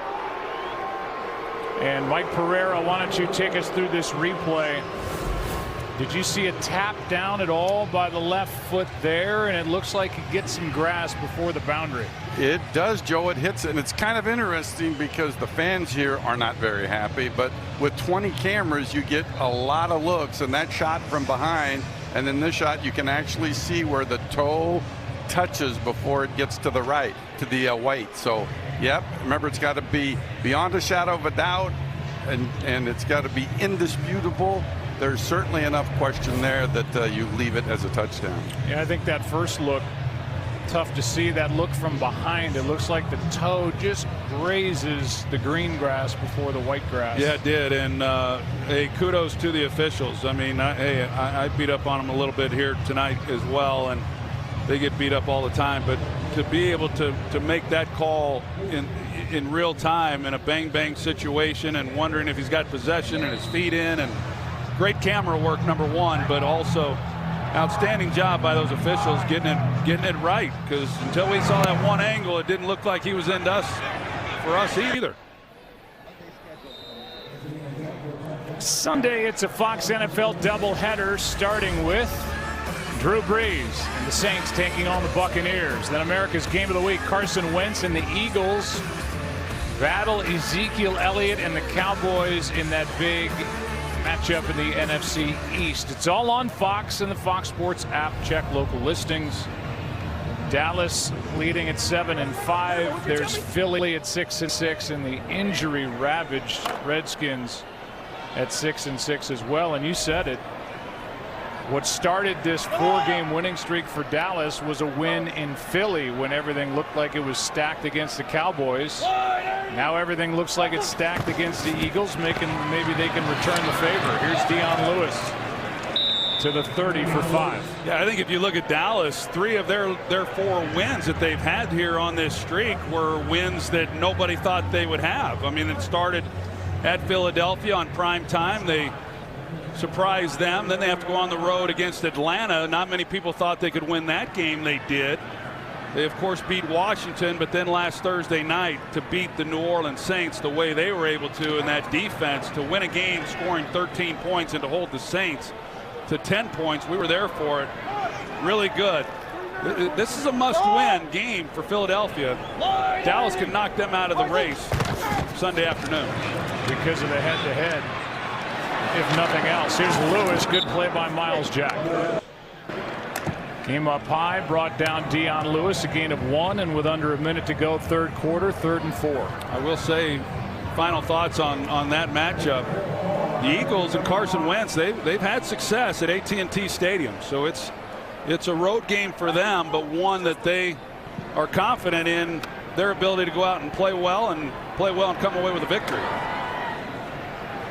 3rd down and 4 here, and a 3 tight end set for the Titans on offense. That's one of them. Stocker in motion. Mariota throws back across the field. Catch is made by Michael Pruitt. He's got a first down with a gain of 9, and that'll do it for the 3rd quarter here in Nashville. Mike Vrabel in his first year as head coach. All smiles. His team up big over Jacksonville.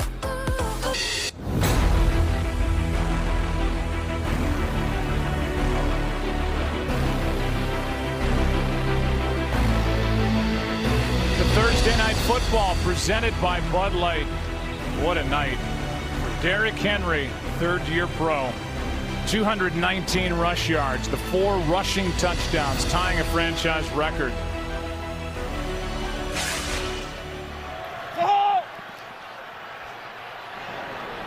Couple other attainable goals if they keep running him, and he goes backward here as Calais Campbell makes the play, a loss of 3. In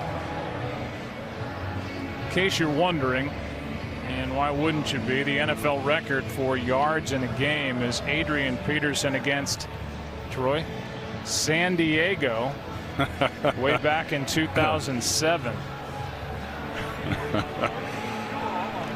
Henry at 216, but there have been times where it looks like some of the Jaguar defenders aren't too keen on going in and trying to knock down 6'3", 247 pounds of Derrick Henry. He gets it here.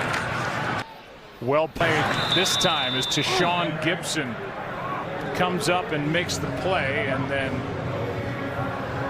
Darius was in there from the up front crew. A gain of 1, so 3rd down and 12 coming up. Well, Derrick Henry, his first couple of seasons, he split carries with DeMarco Murray, and now this year he's split carries with Dion Lewis. In his first 2 seasons, he was averaging over 4 yards a carry. This year hadn't been quite as good. Coming into this game, he was averaging 3.7 yards a carry, but after tonight, when you're averaging 16 yards a carry in this game, that probably get him back over the 4-yard mark.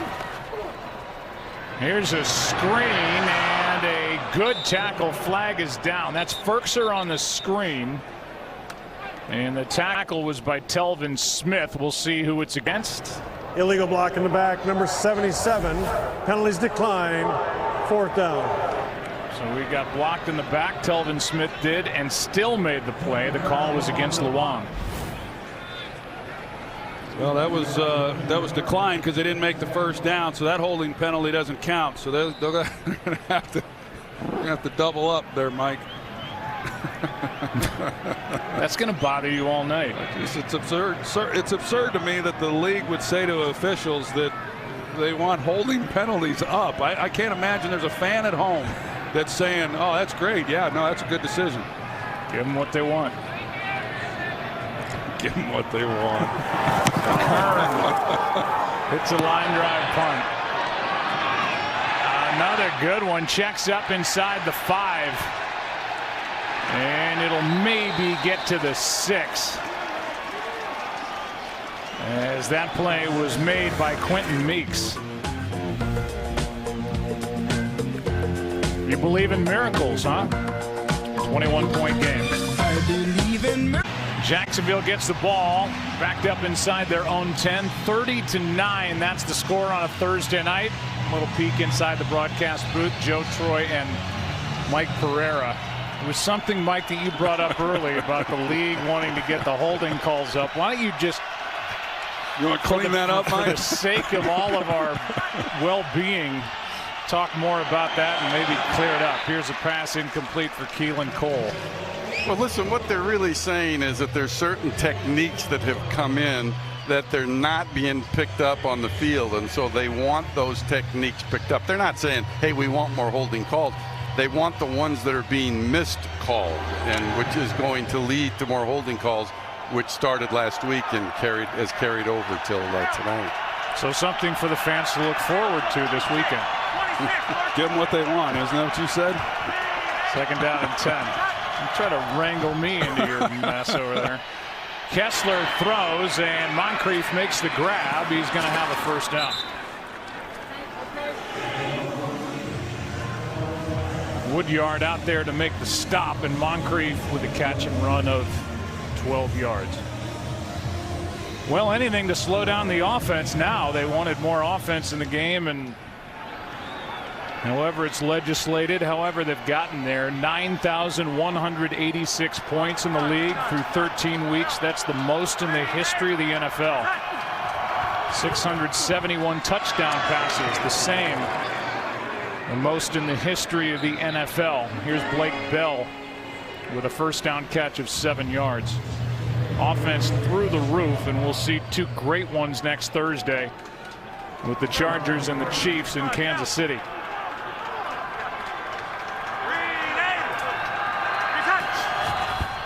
Second down and 3. Kessler out to his right. Flag is thrown. Kessler ends up on the ground.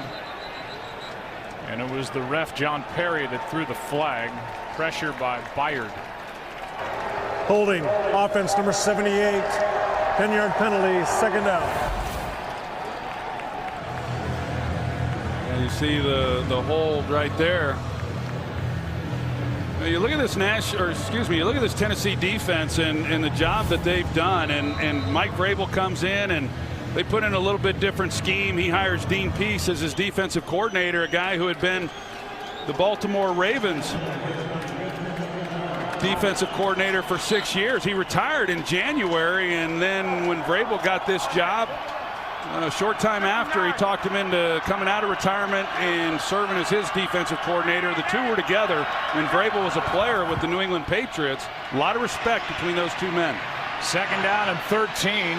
Kessler breaks a couple of tackles and brings up a short 3rd down Aaron, there's more to the story than just Dean Pease coming back. Been dying to tell this story, by the way. He was out of work for about 2 weeks when he decided to retire. I spoke with Dean Pease's wife, Melody, today. Not only did he retire, they booked a European cruise. She had packed up their entire house. It was on the way to Michigan. He gets a text from Vrabel, and she said, "Oh, no." But, of course, he had to go, and Dean Pease telling me he was able to bring on his son, which was something on his bucket list, Joe and Troy. It's become a family affair as Rashad Green can't haul that in. It'll be 4th down and 3, and back into the why not category. They'll go for it here on 4th down.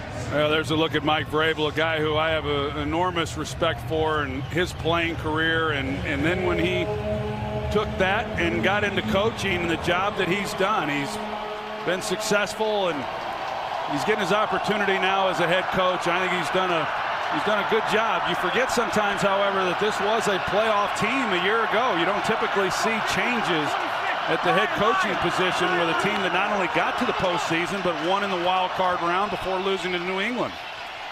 Kessler airs it out on 4th and 3, and nearly a catch by Moncrief. He couldn't hang on. And the Jaguars turn it over on downs. Tennessee back on offense, leading by 21, 10:54 left. Back to Thursday Night Football, presented by Bud Light. A lot of action on these streets downtown Nashville, Tennessee.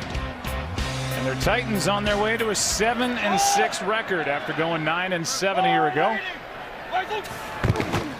Putting more pressure on the teams they came in tied with at 6-6, and the teams out in front of them in the AFC playoff chase. A gain of 1 by Derrick Henry. 2nd down and 9. The Titans brought in John Robinson as their general manager in 2016. He had been Tampa Bay's director of player personnel. Before that, though, was with New England for 12 years. Including his last 5 there as the director of college scouting. Hired Mike Vrabel, acquired Dion Lewis, Malcolm Butler. There is a New England touch down here in Nashville from John Robinson. Here's a toss. Henry running left. Wow. They just can't bring him down.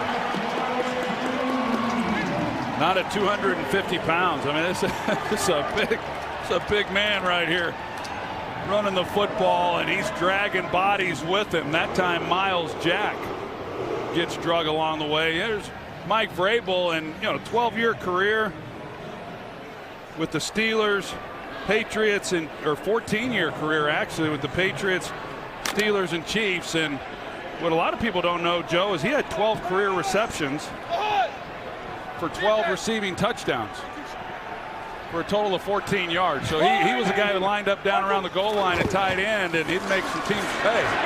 Henry looking for another. He's got a franchise high for rushing yards in a game, and they've given Henry enough for another 1st down. This a gain of 11. He's at 239 in this game. Yeah, I just, it's like the basketball player that just can't miss. It just gets hot, and you just keep feeding them and letting them shoot. I just keep giving him the ball. He doesn't want to get rid of that ball. He's aware that that's a franchise record. Yeah. He's coming out with it. I'd get back out there and let him give it to you again. Too many men on the field as Dion Lewis with flags down. There are 2 flags on this play, and Lewis was short of the end zone, and this crowd wants Derrick Henry to go back in there. That's pretty good. There's 2 fouls on the play. Offside. Defense. Penalties decline. 12 men on the field. Defense. Half the distance to the goal. Replay 1st down. Aaron? Well, Derrick Henry was the one that was obviously asking to come out. Mike Vrabel talking to him, and he's saying keep Dion Lewis in there. And I'd loved, you guys keep talking about Henry's size. He's huge. Dion Lewis, when he first came to Tennessee, said wow, Derrick Henry's big, and that means he's a heck of a lot bigger than me. I'm 5'8" on a good day. This crowd is chanting Henry's name. They want to see his 5th touchdown. Well, I think Mike Vrabel would like to see just someone score, whether it's Lewis or Henry, but somebody. Here's Lewis. He doesn't get there, and maybe the door's open for Henry to go back out and try for his 5th. I think Vrabel's going to have to just drag him out there. I mean, they're telling him to go.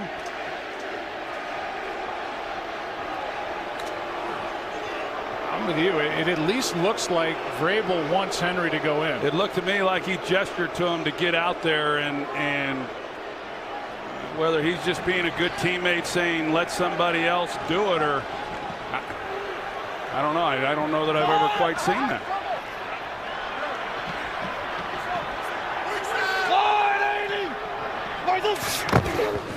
Lewis. Nope. Jalen Ramsey. Miles Jack. Here he comes. He let the crowd build to a crescendo. It's like Roy Hobbs in The Natural. Give them what they want. Give them what they want.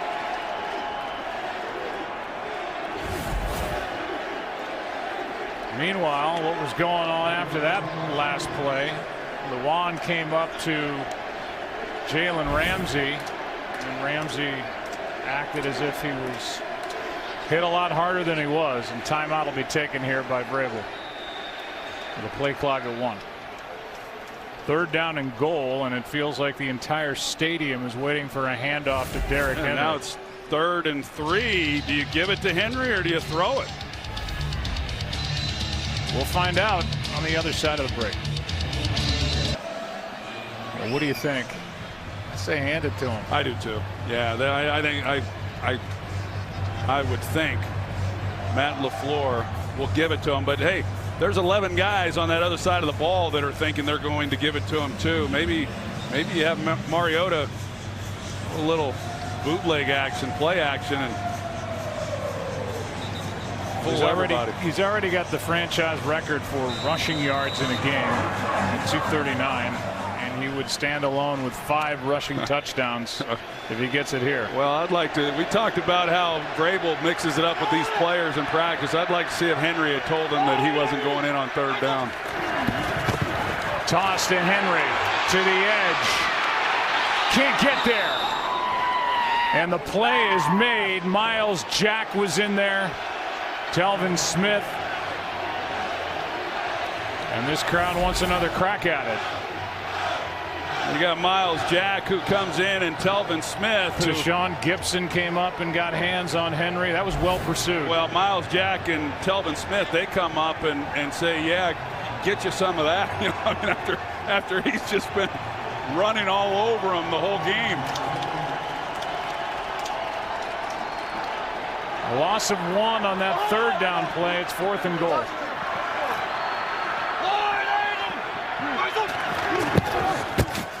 They fake it. They throw it. End zone incomplete for Corey Davis. And it remains a 21-point game.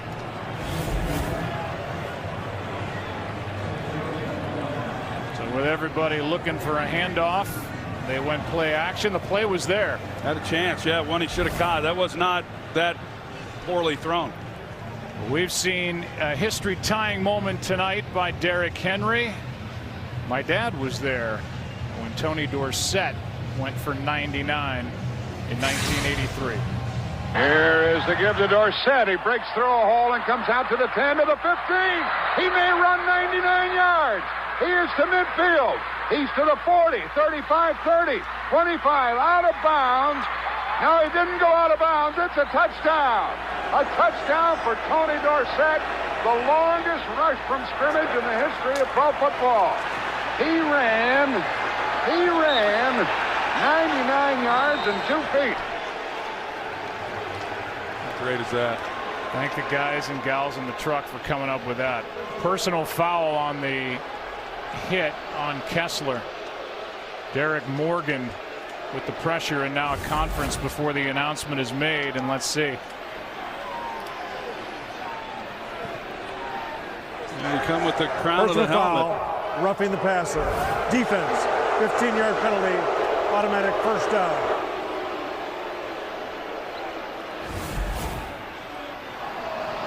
See Morgan come in and with the crown of the helmet, and that's then the call. Mike Pereira's here. Mike, would you care to weigh in on that call? Well, not really, but I will. It's in defense of John Perry, the referee. It is high, and when you see it in real time, they're trying to protect the head and neck area. But to me, it's more shoulder, not quite crown. Probably better not to call that. Kessler throws it away. He's been under pressure this entire night. You know, the interesting thing on that Tony Dorsett run was the Cowboys only had 10 men on the field when he went that 99 yards and 2 feet, as your dad said. And I was watching that game live when it happened. Pretty incredible. But what a night Derrick Henry has had, just running over people all night long. Dorsett went down the right sideline. Derrick Henry went down the left sideline. Looked for a moment like both guys had stepped out of bounds, but they were able to walk the tightrope, stay in, break tackles, and take it 99 yards. Here's Fournette on a screen with blocking in front of him. A yard short of a first down. Third down coming up. Approaching 5.5 minutes left in the game.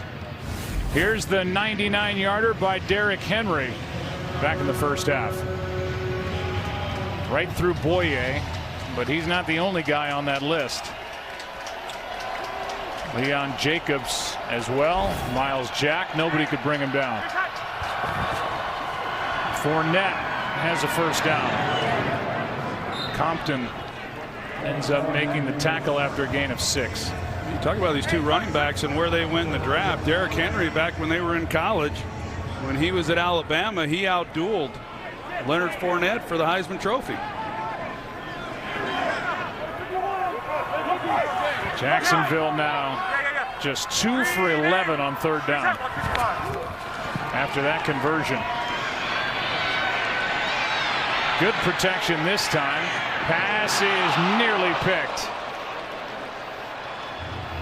Diving attempt by Jayon Brown, one of the better young linebackers in the NFL. Tonight after the postgame show, NFL Total Access is joined by Rams tackle and Walter Payton Man of the Year nominee Andrew Whitworth.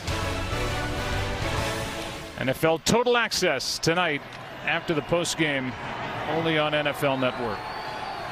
The Rams can clinch a first-round bye with a win Sunday at Chicago. They've clinched their division, back-to-back NFC West champs, 17 and 18. Here's a pass caught by Rashad Green, and he got 10. Here's the night for Cody Kessler, under pressure to say the least. Well, I'll say he's like we've talked about. He's hung in there, and he's been taking a lot of hits throughout the night, and even when he's taken some of those hits, he's delivered some pretty nice throws. I think it's been an awfully good showing for him. It's a shame that the defense really let him down in a lot of ways. Not that they've been able to do much on the offensive side of the ball in terms of scoring points. I think it's interesting that, you know, he was 0-8 in his rookie season as a starter, and then last week making his 9th start, and they scored 6 points. It was the fewest points that he's been able to generate as the starter, and yet it's the only game that he was able to win. And that defense really stepped up and did some great things, but once they got behind right away with Tennessee and unable to then punch it in when they went for it on 4th down, it's just been an uphill battle for Kessler in this offense. 4-man rush. O'Shaughnessy gets a yard. Malcolm Butler makes a nice play out there. Well, this defense on that 99-yard run. Boye, Jacobs, Miles Jack gets onto the list. And then there were more missed tackles with Henry running the ball. 4-touchdown night Pass is dropped by Westbrook. Well, I think the great thing for Tennessee, as it is for all these teams that play then on Thursday, we've got a man down for Jacksonville, or for Tennessee. Looks like it may be Orakpo. And the veteran, 4-time Pro Bowler, is in some pain.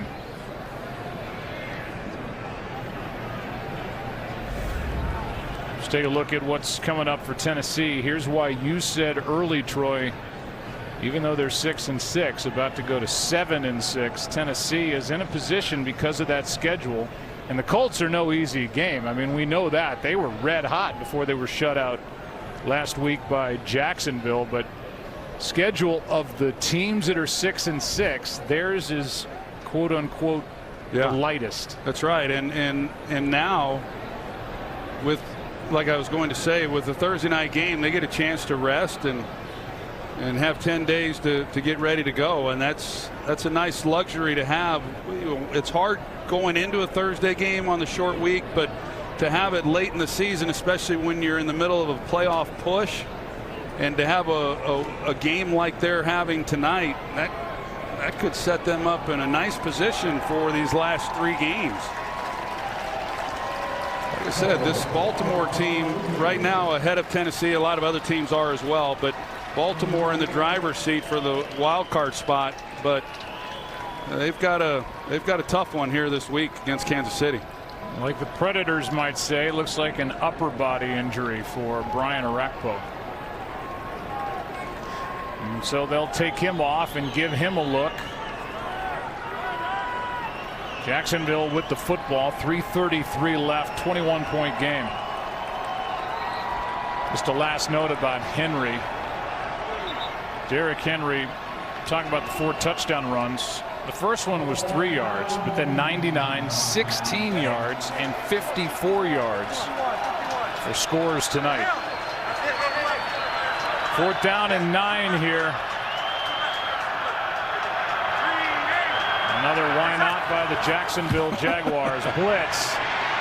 Ryan coming and got him. Logan Ryan with his 3rd sack of the season. Well, Leonard Fournette, he's trying to get over there to pick it up,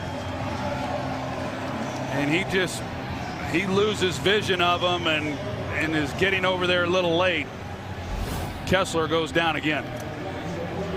Well, Mike McCarthy was fired on Sunday by the Green Bay Packers with a career record of 125, 77 and 2, 9 playoff appearances, 8 seasons of 10 or more wins. And when he was fired, was the 3rd longest tenured active head coach in the NFL. Joe Philbin has taken over as the interim head coach as a handoff to Dion Lewis for 1 yard. And I know you read an interesting piece today on Mike McCarthy and his return back into the building. Yeah, I talked about it last week. I have a great deal of respect for what McCarthy has done there in Green Bay, and don't feel that he deserved to be fired. And during the season, likely that was what was going to happen. But give the Packers some credit. Mark Murphy, along with Joe Philbin, the interim head coach, they allowed Mike McCarthy to come back, the right thing to do, and let him address the team for one last time. And shoot, the team gave him a standing ovation, and I thought that was a great gesture on their part, recognizing what he's done for them. And it's rare that gets to happen in our game, whether it's for a coach or a player for that matter, when they get released, to get an opportunity to go back and visit with the team one last time. I thought that was a great move by the organization. I thought it was a very classy response by those players. Well, McCarthy came in at the tail end of Brett Favre, had Aaron Rodgers sitting there for 3 years learning. Mike McCarthy developed Aaron Rodgers, and those two went on to win a Super Bowl. We witnessed it against the Pittsburgh Steelers in Arlington, Texas, in Super Bowl 45. And now Mike McCarthy You have to believe, as we are at the 2-minute warning, will be somewhere as a head coach in the NFL when he wants, if it's next year or whatever his timetable is. The NFC playoff picture. The number 1 seed right now, the Rams at 11-1, that clinched their division. Then the Saints. Saints beat the Rams, however, head-to-head. So if they end up with the same record, the Saints would jump over the top of LA. Then the Bears, the Cowboys in the hunt. The Seahawks and the Vikings in the top 2 spots for wild card positions. Then the Panthers, they've lost 4 straight. Ron Rivera taking over the defensive play calling in Carolina. The Eagles, who are at the Cowboys on Sunday right here on Fox. The Redskins trying to hang on with all those injuries, and the Buccaneers, the last team on that list, at 5-7. Yeah, I think you look at it, that was a tough loss for New Orleans against Dallas to lose the number 1 seed in the NFC, and they've got some tough games coming up. They've got Pittsburgh at home. Pittsburgh's going to fight themselves within their own division. Here's a throw to Ferkser on 3rd down and 6 for a first down, and that will most likely do it. You know, New Orleans is still having to go. They go to Tampa Bay this week, and then they're at Carolina also. So they've got a tough stretch coming up. But if you're the Los Angeles Rams, you see the end of that play. If you're the Los Angeles Rams, you know they can't afford to give one back, having lost to New Orleans. So here, a team that's only lost 1 game, and they're going to likely have to play it all the way through to the end of the season. Matt LaFleur, who was with Sean McVay in LA last year with the Rams, didn't call the plays for the Rams. That's McVay's deal out there. The young, brilliant offensive line. But LaFleur said he wanted to run play action like they do with LA. He said, but we need to run the ball better. I'd say they accomplished that tonight. And Derrick Henry, 17 carries, 238 yards, a career high, a franchise record, 4 touchdowns, and a night to remember here on December 6th, 2018. Well, Derrick Henry almost had more yards rushing than Jacksonville had in total offense. So you're going to win a lot of games when your running back goes for 230 yards. And late in this game, seemed willing to leave that 5th rushing touchdown on the sideline and let Dion Lewis go to work. 30-9, a 21-point win for the Titans. They're now 7-6. They've won 2 straight, and they are alive in the AFC playoff chase. Coming up next, the Buffalo Wild Wings postgame show. 21-point win for Tennessee. Thanks for watching Thursday Night Football, presented by Bud Light.